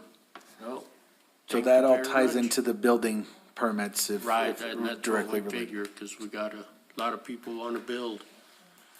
So, okay. Right. Alex, you did a great job of moving the microphone back. Mayor Pro Tem Salas, I'm going to have Mike talk about debris removal and have Adam come up and talk about some infrastructure work we're doing and some of areas like Brady Canyon and other areas also. So, thank you again, Mayor Pro Tem Salas and members. One of the items with debris removal, and you actually just saw in Bobby's presentation that he had some numbers on there. And so those numbers are representative of all of the homes that have been cleaned and what they are cleaning. There's still a significant number of ROEs that are signed that are within that area. There's roughly about 250 right of entries that have been signed off on for debris removal. As we've discussed before, there's really two types of debris removal. There's the fire debris removal, and then there's the flood debris removal. Flood debris removal is your muck, gut that you can get out of different homes, some of those trees that have come down, that can be placed on the right of way, and that can be picked up. And we've made a significant amount of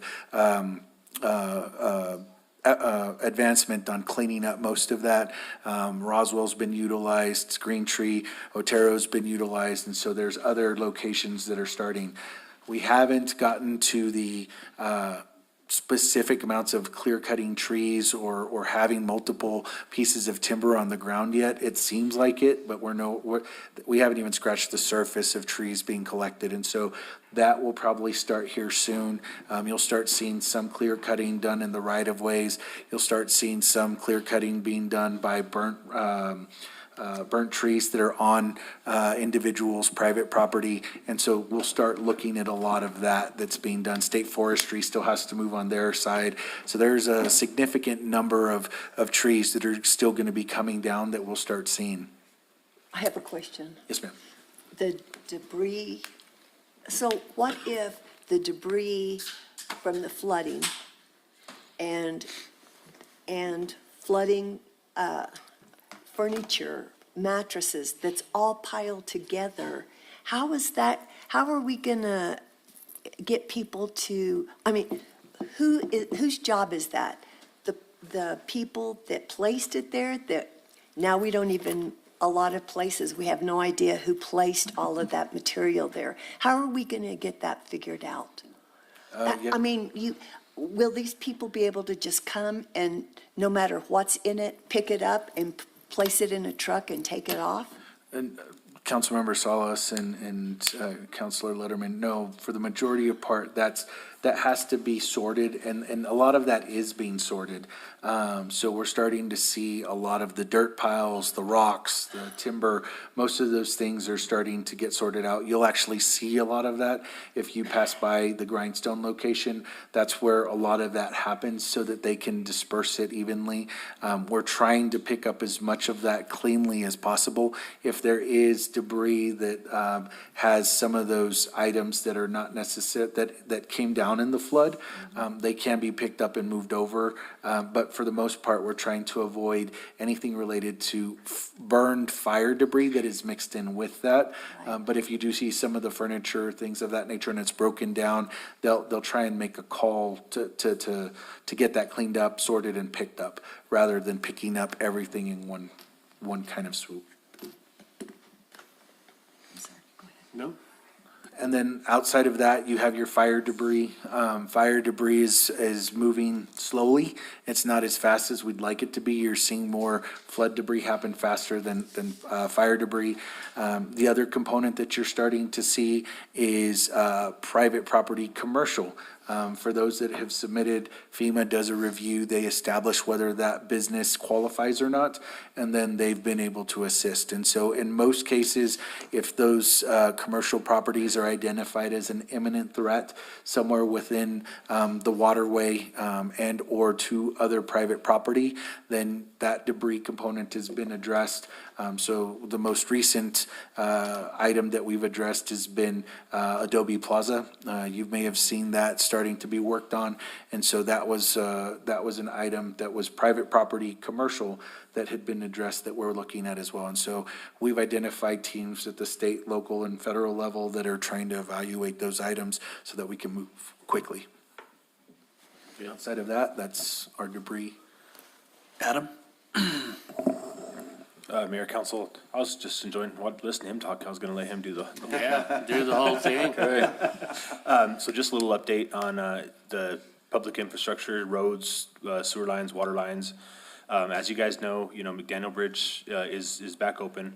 One lane, Paradise Canyon also is open until it floods. We may have to close it down.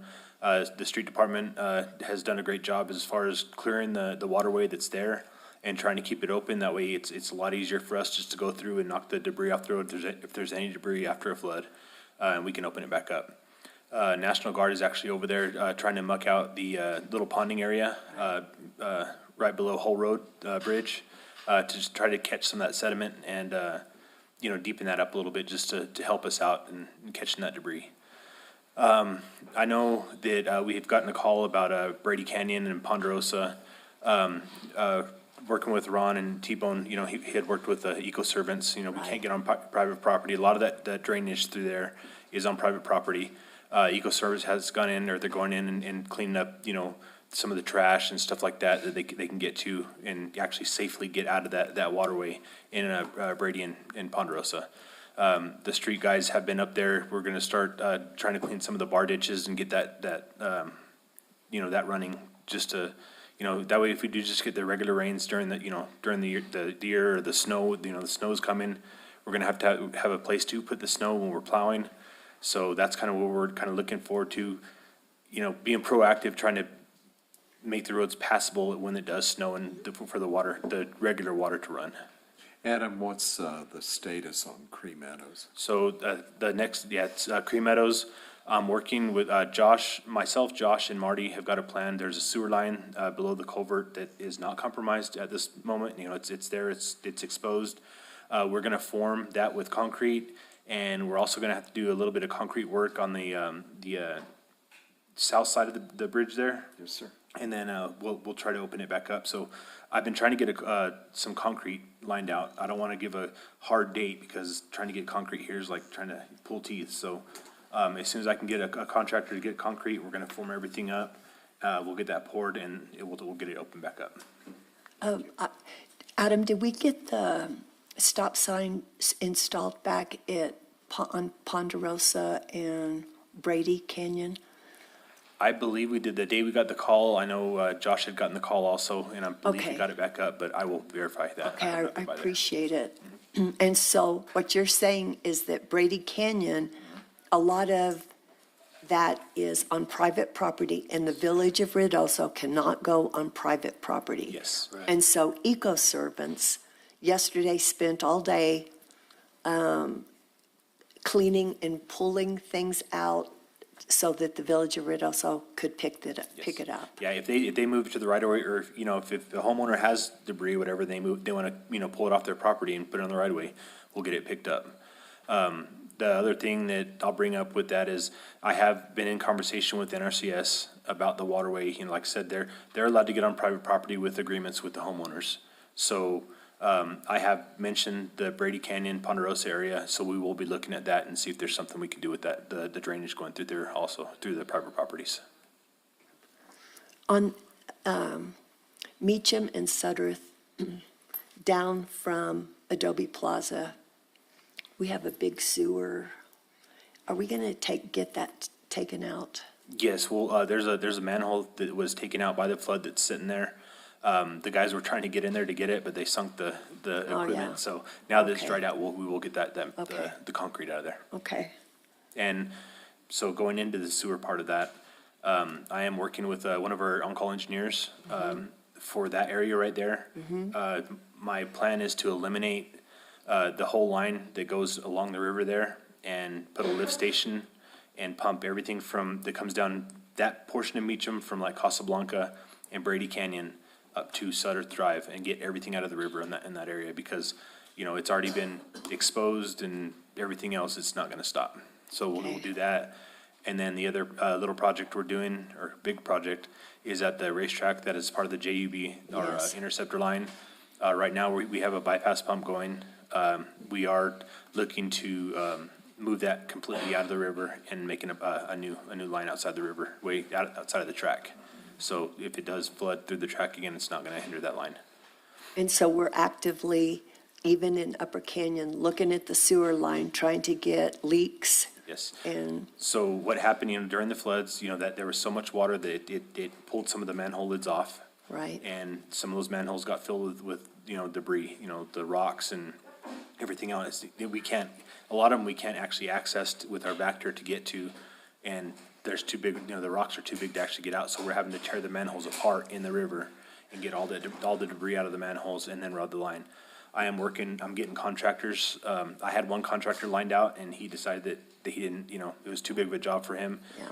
Not too big of a job. It was too much risk for him because of the rains to give us any kind of bid on it.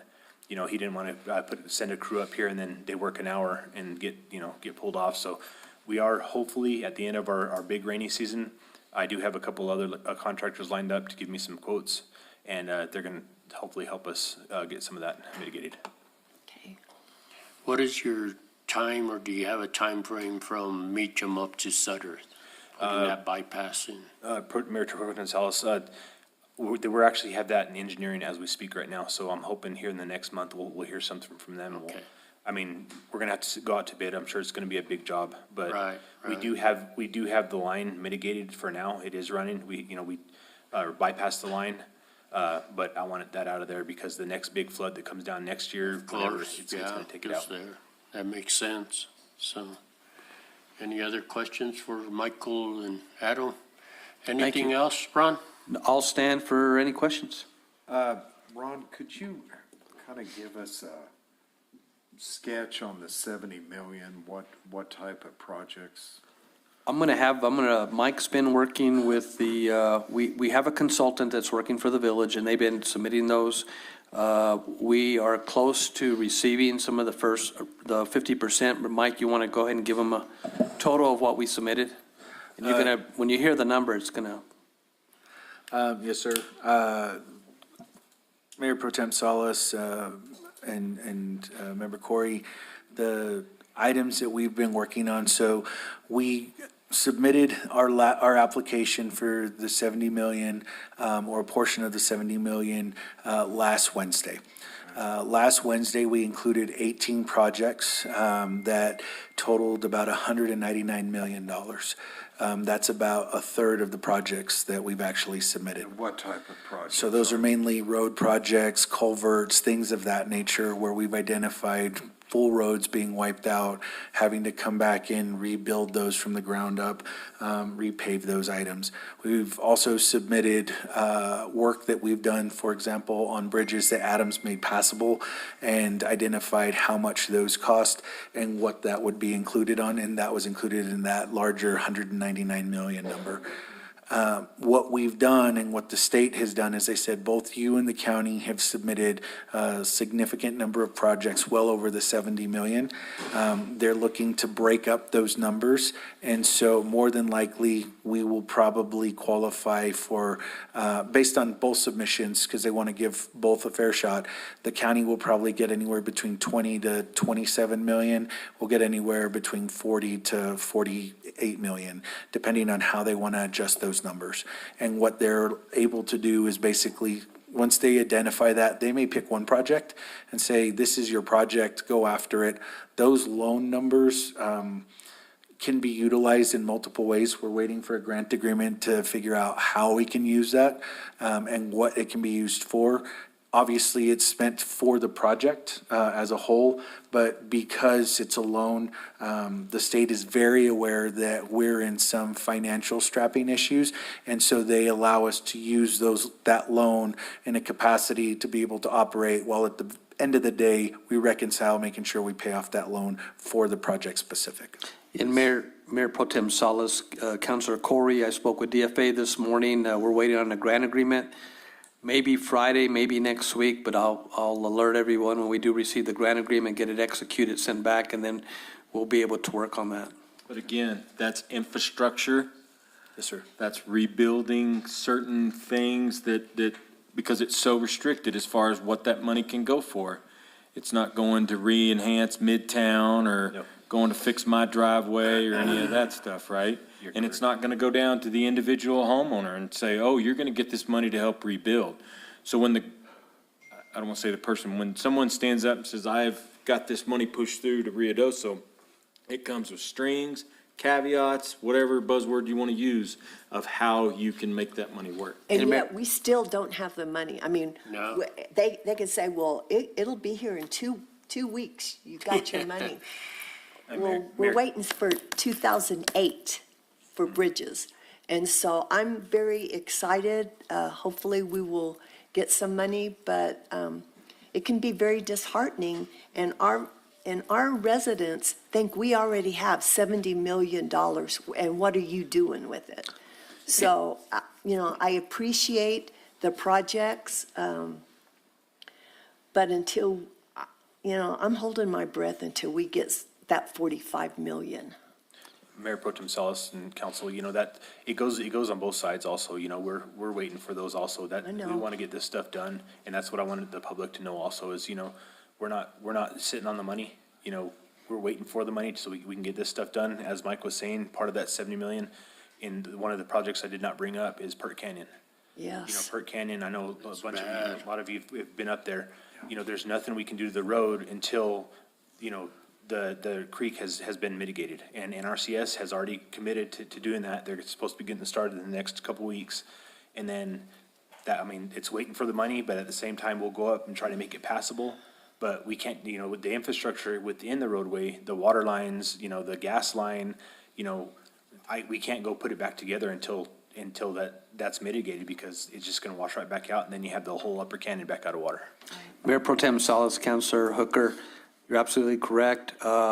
This funding here is a loan, and we have to be able to get reimbursed by FEMA to pay the loan off. So yes, we have to stick to whatever the scope of work is, and whatever the project worksheet says, it has to be followed for whatever project submitted. Well, I think, and I'm just going to say it, the reason that this is such an inquisition and so many comments is because the government, this government is being beat up, crucified for saying we're spending the money, we got it, we're holding it, whatever the case may be.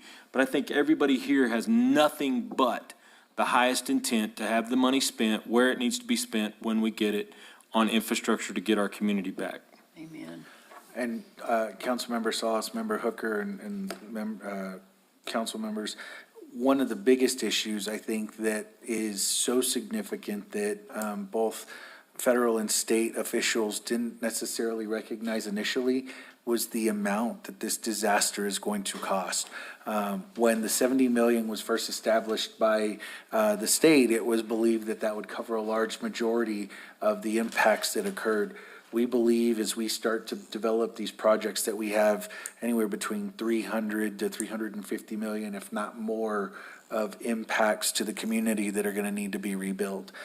We believe that in time, there's probably going to be a $500+ million number assessed to both us and the county that's going to have to be brought back to fix roads, bridges, sewers, water lines, other infrastructure.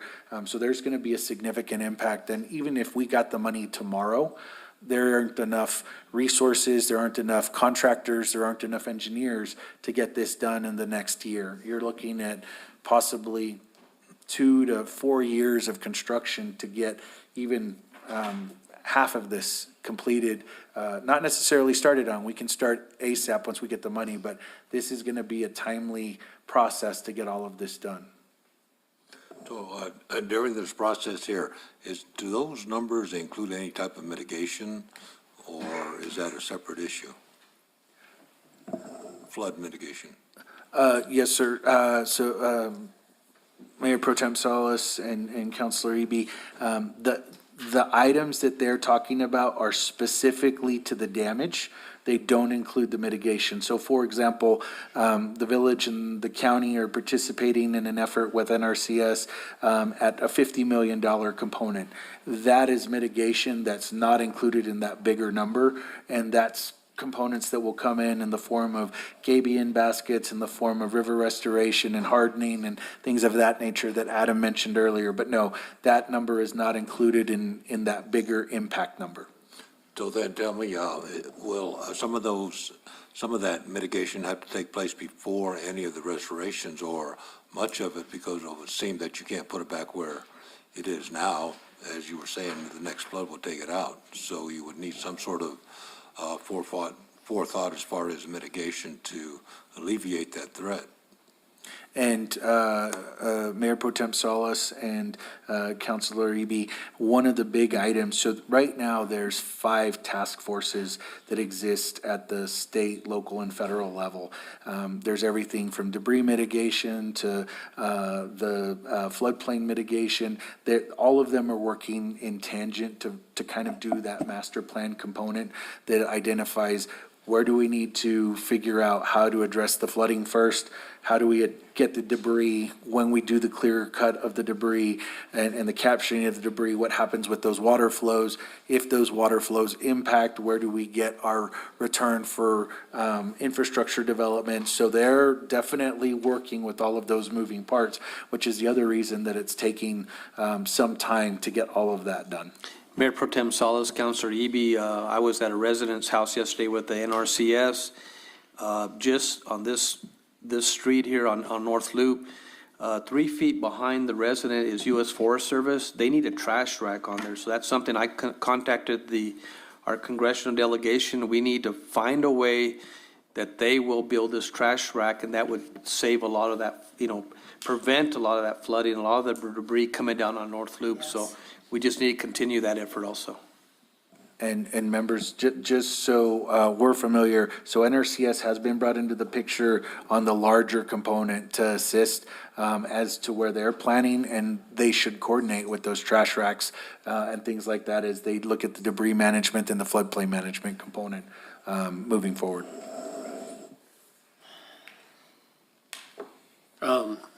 Ron, it's been brought up to me, or I've been asked a lot, Alto Lake, what's our status on that? There's Well, a there- lot of hikers that want to get out there. Actually, and Christella can answer that also. They did have a discussion with the NMED, with the NMED and with the, you want to go ahead and update them on that? Mayor Pro Tem Salas, Council, there's been some movement in that area. We have, are working with the state of New Mexico to get some emergency funding to start working on cleaning up the lake and the duck pond.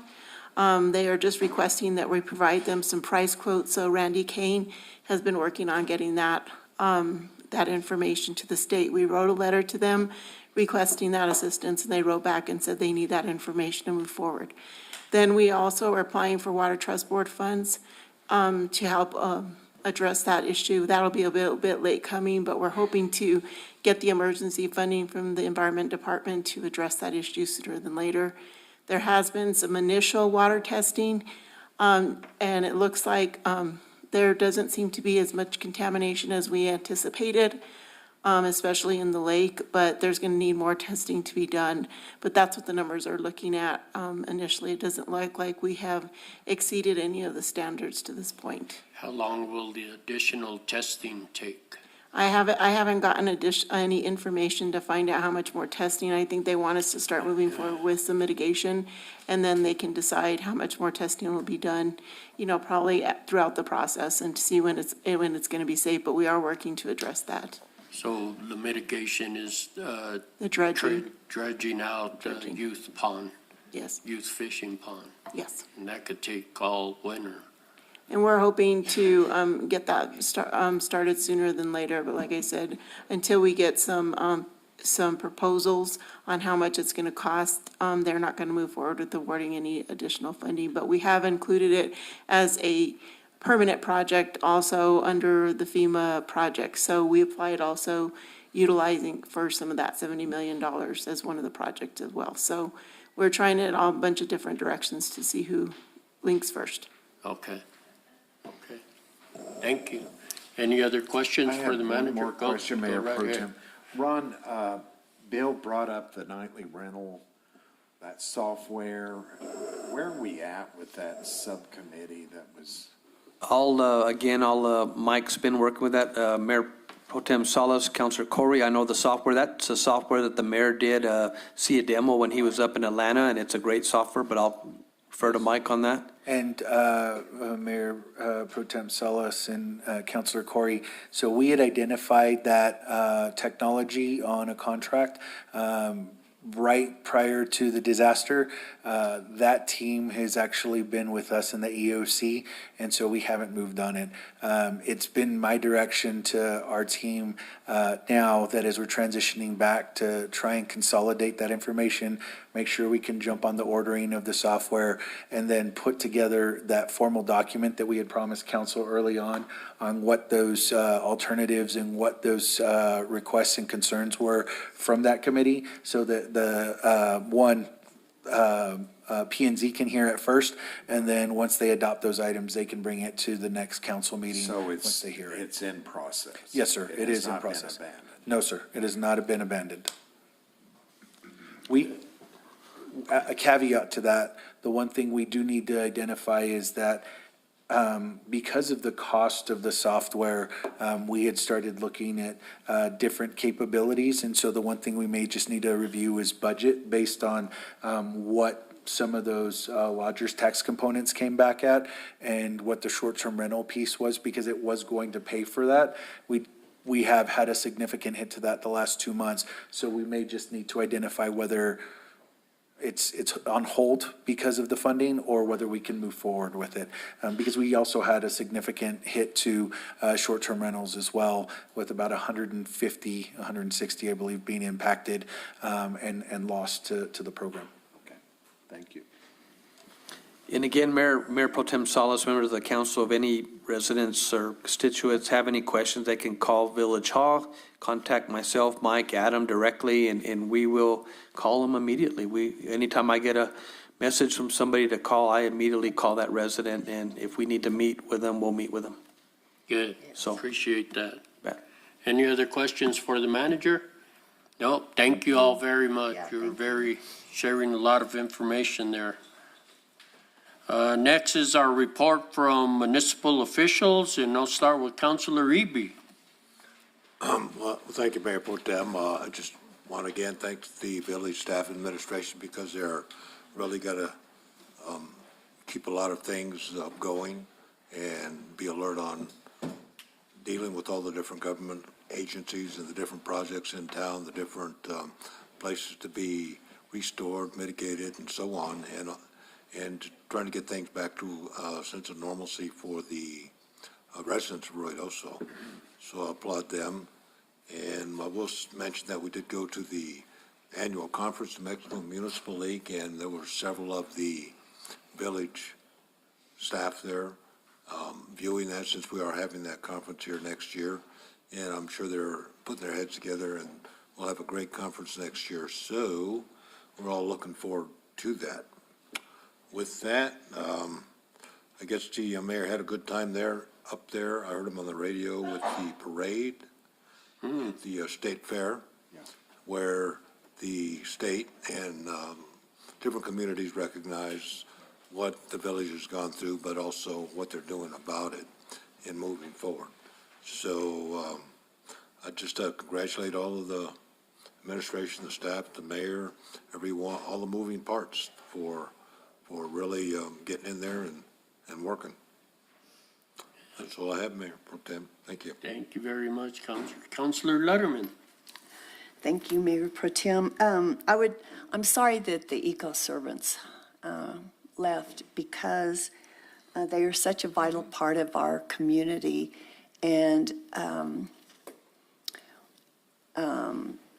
saw a Facebook post that was upset with the village because we had not cleaned Brady Canyon. So I contacted Ron and T-Bone, and together they called Stephen for eco-servants, and they've been cleaning Brady Canyon. And I really do appreciate it. I mean, there's still trucks and stuff that a normal person can't go and do, but just to get some of the trash. And it's going to be, residents that own those properties are going to have to help us out. I mean, it's not just up to us. We need help. And another thing with that, I just want to say that the Village of Ruidoso wants to hear from you. We want to hear your concerns and what's going on. You're the eyes and ears of the community. And so our people cannot be everywhere. So if you have a problem or a concern, it is so important that you contact the manager, the deputy manager, the council, so that we can see what we can do to help. So always appreciate all the work. I had two very nice compliments on Ron, the manager, and Adam about them. The minute that they were called, they went out and helped. And so I really appreciate that, Ron. Thank you very much, and Adam as well. But all of our directors do the same thing. So that's all I have at this time. Thank you. Councilor Hooker. Thank you, Mayor Pro Tem. Friday, I went and had breakfast with Anthony and his crew down there at the center, and it was really nice. They've done great work in there. I'm doing it. senior citizen? Well, yes, I am. Matter of fact, I get the stuff in the mail now. No, great job down there. And then also, as the Mayor Pro Tem was giving his invocation, I wonder how many of you remembered that it was 9/11 tomorrow. You know, sometimes we forget. A lot of people would have gone to bed tonight 24, 23, 24 years ago, not knowing. So just keep those friends and families in your thoughts and prayers. That's all I got. Thank you. Thank you. Counselor Corey? Mayor Pro Tem, couple of things. First of all, my thanks to Ron. I had a number of questions about our workforce housing, and he was able to get me a lot of information. I'm relieved to know we do have income tests that if you make over a certain amount, you're not eligible. Also, I'd heard complaints that the standards were real strict on credit, but that last email you sent me will rent to someone even with a credit score below 600. So I feel much better. And to echo Council Member Lutterman's comments, I just really appreciate Ron and everything he does. Saturday I was at Angie's meeting. She gave me some pictures of a bridge. Ron texted me immediately and met me out there on a Saturday, and I just really appreciate that.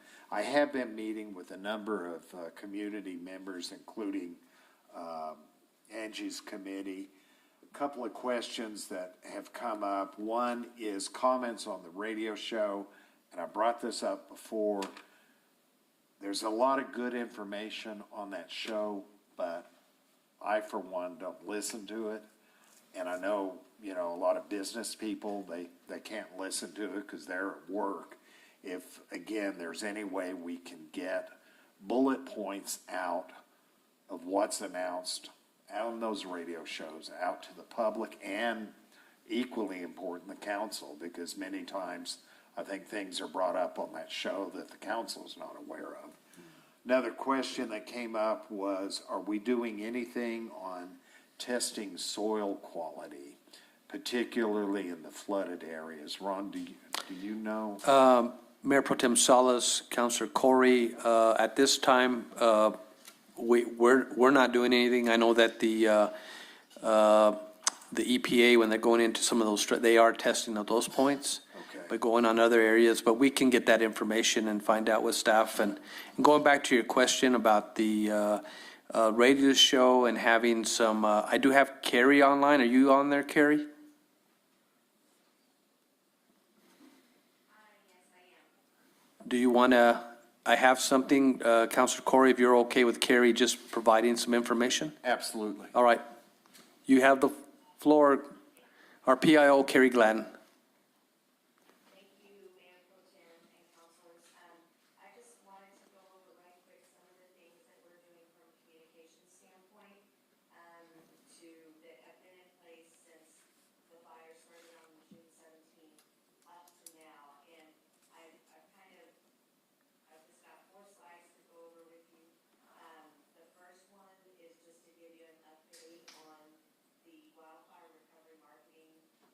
Program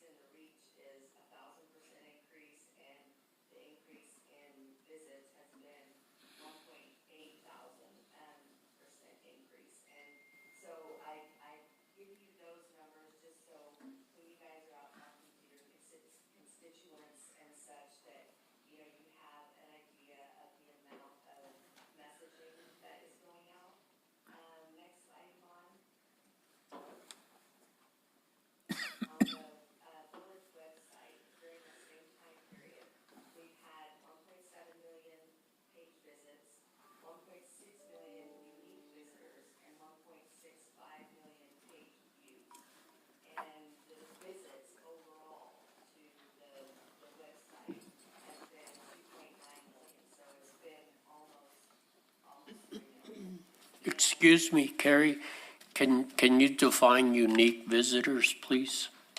Yes, unique visitors are visitors that come in and they put they call it a cookie, their cookie lands on the site, and they visit and they leave, and if they come back within the next 30 minutes, it's not counted again. If it's past that 30 minutes, they're counted again. So unique visitors are ones that, kind of look at to see the pattern of people that are visiting regularly, like whether it's daily or twice a day. Not someone jumping around, I'm on there for 5 minutes, then I get off, then I come back, then I get off, and I come back. That's just one unique visitor. Okay, thank you. And on the website, you may have noticed that we have the Fire Hub and Recovery Dashboard. And to those dashboards during these 90 days, we have most of it, a lot of it has been original content, but also posted along FEMA information, Department of Homeland Security information. That's been about 140 articles posted to the website. And then I thought it was interesting that 73% of those visits that you see up above, they went to either the news and information page, the fire incident hub, or the recovery dashboard. So that tells you that, people were flocking to the website to get information. And overall, an increase of, our website saw an increase of 2,500%. So, people are using it out there. And then the last slide, Yvonne, is just to give you an idea of the media that we've been managing. We've fielded 461 media calls since it started on the 17th of July. We've done 127 interviews, and all of this has resulted in 9,000, almost 10,000 media clips. And a media clip is each time that, you're, in our case, Ruidoso is our keyword. Each time that generates a story, it counts as a media clip. And then now, Counselor Corey, sorry to take a roundabout way to get to your question. Mondays with the mayor, we've had 10 regular episodes and 15 special episodes. All of those are available for replay on 1490krui.com because, we did hear the feedback that we don't have 2 hours that, we can set aside to listen during a workday. So those are always available. You can go back and listen to them at your leisure. And then we also started getting more in depth into doing the snippet, if you will, about what all was talked about on that particular show, so that you can look and see, well, I want to hear what Deputy Manager Martinez has to say about the 603 Meacham project. And you can, go right to that. So that is, we have been trying to respond to that concern by fleshing it out more and providing more detail. And then along the same lines, the Ruidoso News, we've been collaborating with them to disseminate recovery information to the community. And I'm sure many of you have seen those Articles. up to this point. They're articles by Dave Tomlin. And so, we are helping facilitate interviews with village staff, with FEMA, with Department of Homeland Security. So I think that's been a very good thing. And I did want to mention that on the Mondays with the mayor, the total from June 17th to September 10th, those shows have been streamed 25,000 times. And that's given an increase of about 2,000% in traffic to the radio website. So I know that was a lot of numbers, but I just kind of wanted to, paint a picture of the amount of information that the village has been working to put out there and, listening to people who, say, can we see more of what's going on or what's being talked about on Mondays with the mayor? So I will stand for questions if anybody has any. Well, I appreciate all of the information. It's interesting. I just brought it up as an aside. There's a PowerPoint presentation. Yeah, what the heck? Well, we've been tracking it the whole time. So, because I knew at some point, there would be a time where we would talk about it with council. So, Sure. Carrie, you're doing a great job. Do you listen in on the radio show? if I don't, one of my team members does, Okay, listens to the whole again, thing if- and we if there's- bullet point it. And I'm at a loss for an example, but if there's something important, if we can just underscore that in a communication, but great job and. One thing that we could do is when we could add to our list that each week when we do that synopsis, we can forward it to Ron, the mayor, and the village council with That- those that would those help. bullet points pulled That- aside. That would be great. Thank you so much, Carrie. Uh-huh. There's a lot of pertinent information in that Yes. 2 hours. Yeah. I mean, every Monday, I listen because I learned something and it's very important. Thanks again. Thank you, Carrie. Uh-huh. Mayor Pro Tem, one last. Yes. Comment. Go ahead. I appreciate very much what Scott Maynard brought up about public input, both my prior service on the council and my current service. It's frustrating when citizens are very passionate about an issue and talk about it, and we just sit here and nod. I know it is. I don't know if that's a state statute or, if there's any way we can. I think what you do is you fall back not only in the Rogers Rules of Order and that kind of stuff, but and I hear you, but I think if we sit here and open it up, it becomes a debate potentially. It becomes a lengthy, just back and forth. And I think that's why it's been established since the dawn of time for public input to be where the person comes forward, the information, they have a certain amount of time to say it, it's captured, and then can be addressed later. But I think if we went to opening it, just my opinion, we end up opening it up, we'd still be here. But It would be helpful for me as a counselor if I could ask questions when Yes. people are commenting, because I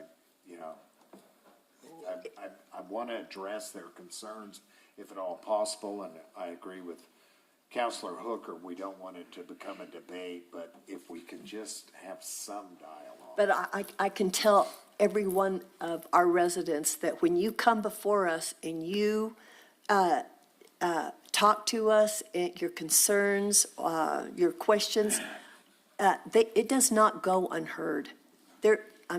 Most of the time, after the fact, we're calling whoever to say, what about that question? What do we need to do? What can we do? So I understand where everybody's coming from, but what I want you to know is that we do listen, and those questions are very important because there's a lot that comes from that, and I appreciate it. Mayor Pro Tem Salas, members of the council, same with myself. I'll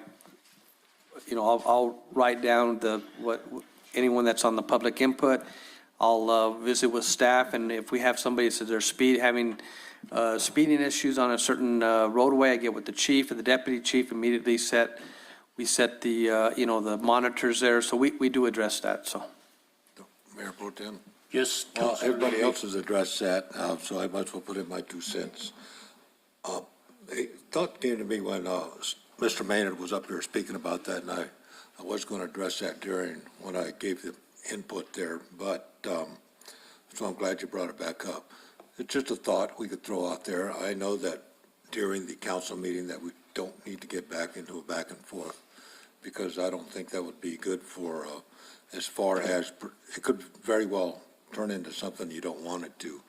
But possibly during the workshop meeting, we might set aside 15 minutes, 20 minutes where you have a public back and forth dialogue where people could come and ask questions, and we could have some feedback with them. So it's possibly something that we could look at to see if that is allowable, or if everybody's amiable towards that, then we could then have the public discussion with people to have that back and forth with their concerns.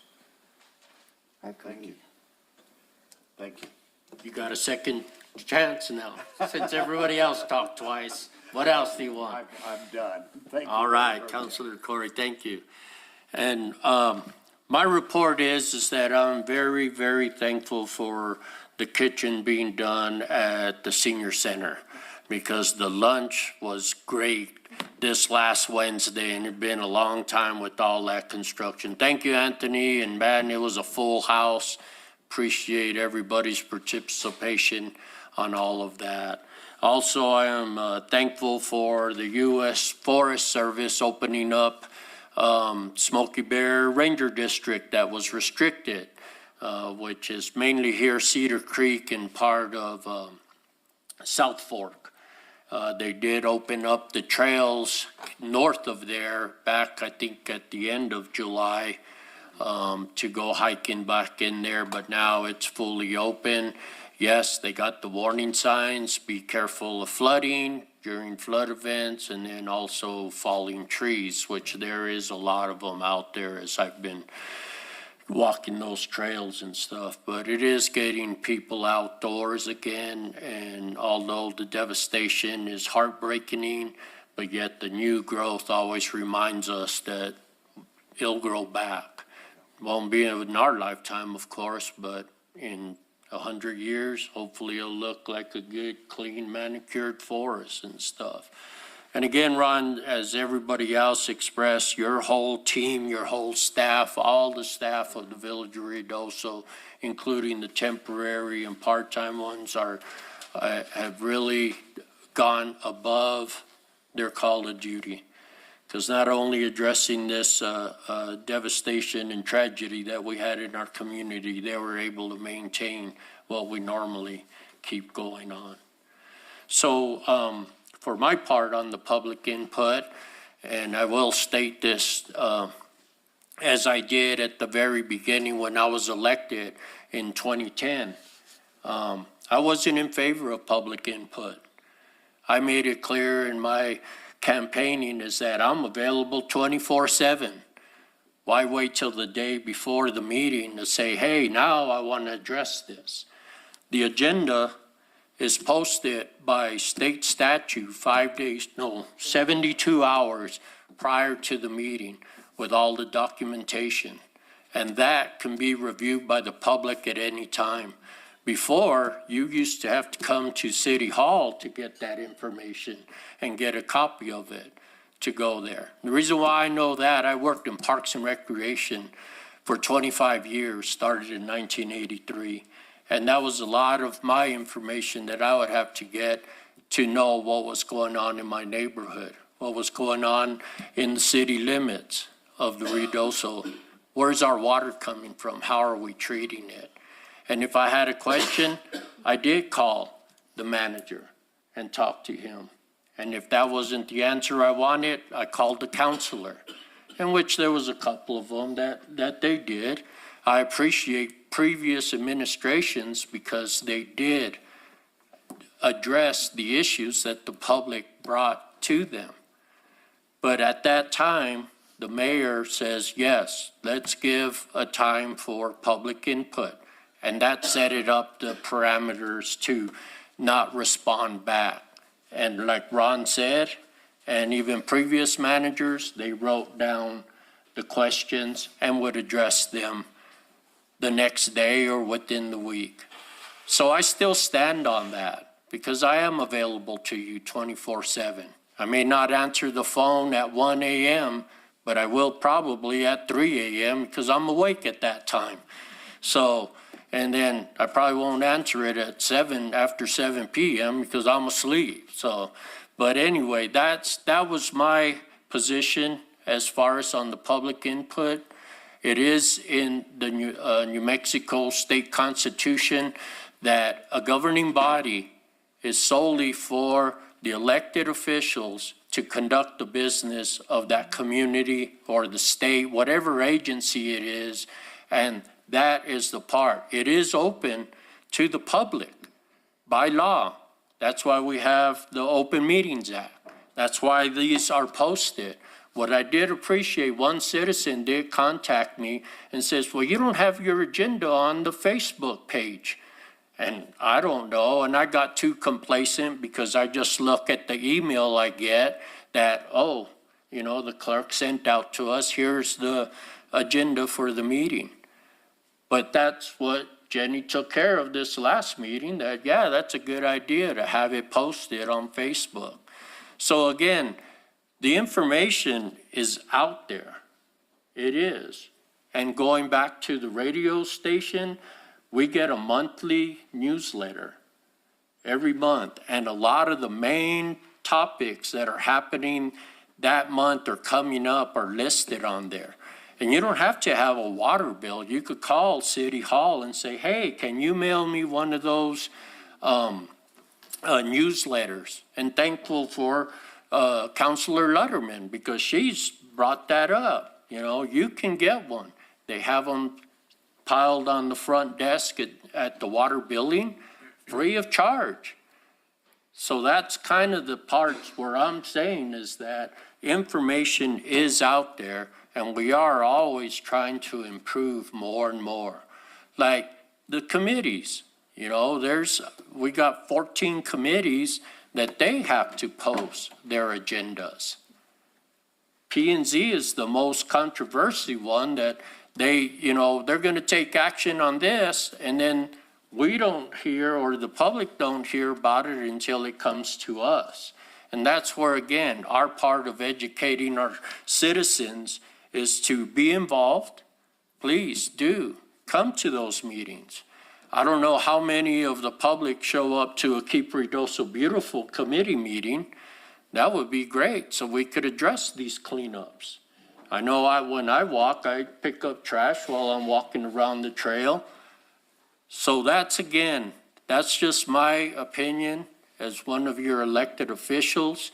Each of these, even with Gary being gone, are dedicated to what they do to help serve and keep the community rolling and keep all of our utilities, infrastructures, and just all of it to the best standards that we're capable of doing. But we always get into roadblocks, and that comes from different levels. It's not the blame game, it's just the process. And that's what I truly believe, that with patience and kindness, we will get through this. And you can sign up for the letter on the Village of Ruidoso website. Yes, there is a letter on the Village of Ruidoso website, which that website is being upgraded. I'll have to say that because this constituent was saying it's too confusing, couldn't find it, which I did find it. I couldn't find it at first, so I called Jenny, and I think Yvonne directed me where it was and stuff, but all that will be completed on there. So with that being said, I need a break, 10 minutes, and we'll be back, reconvene.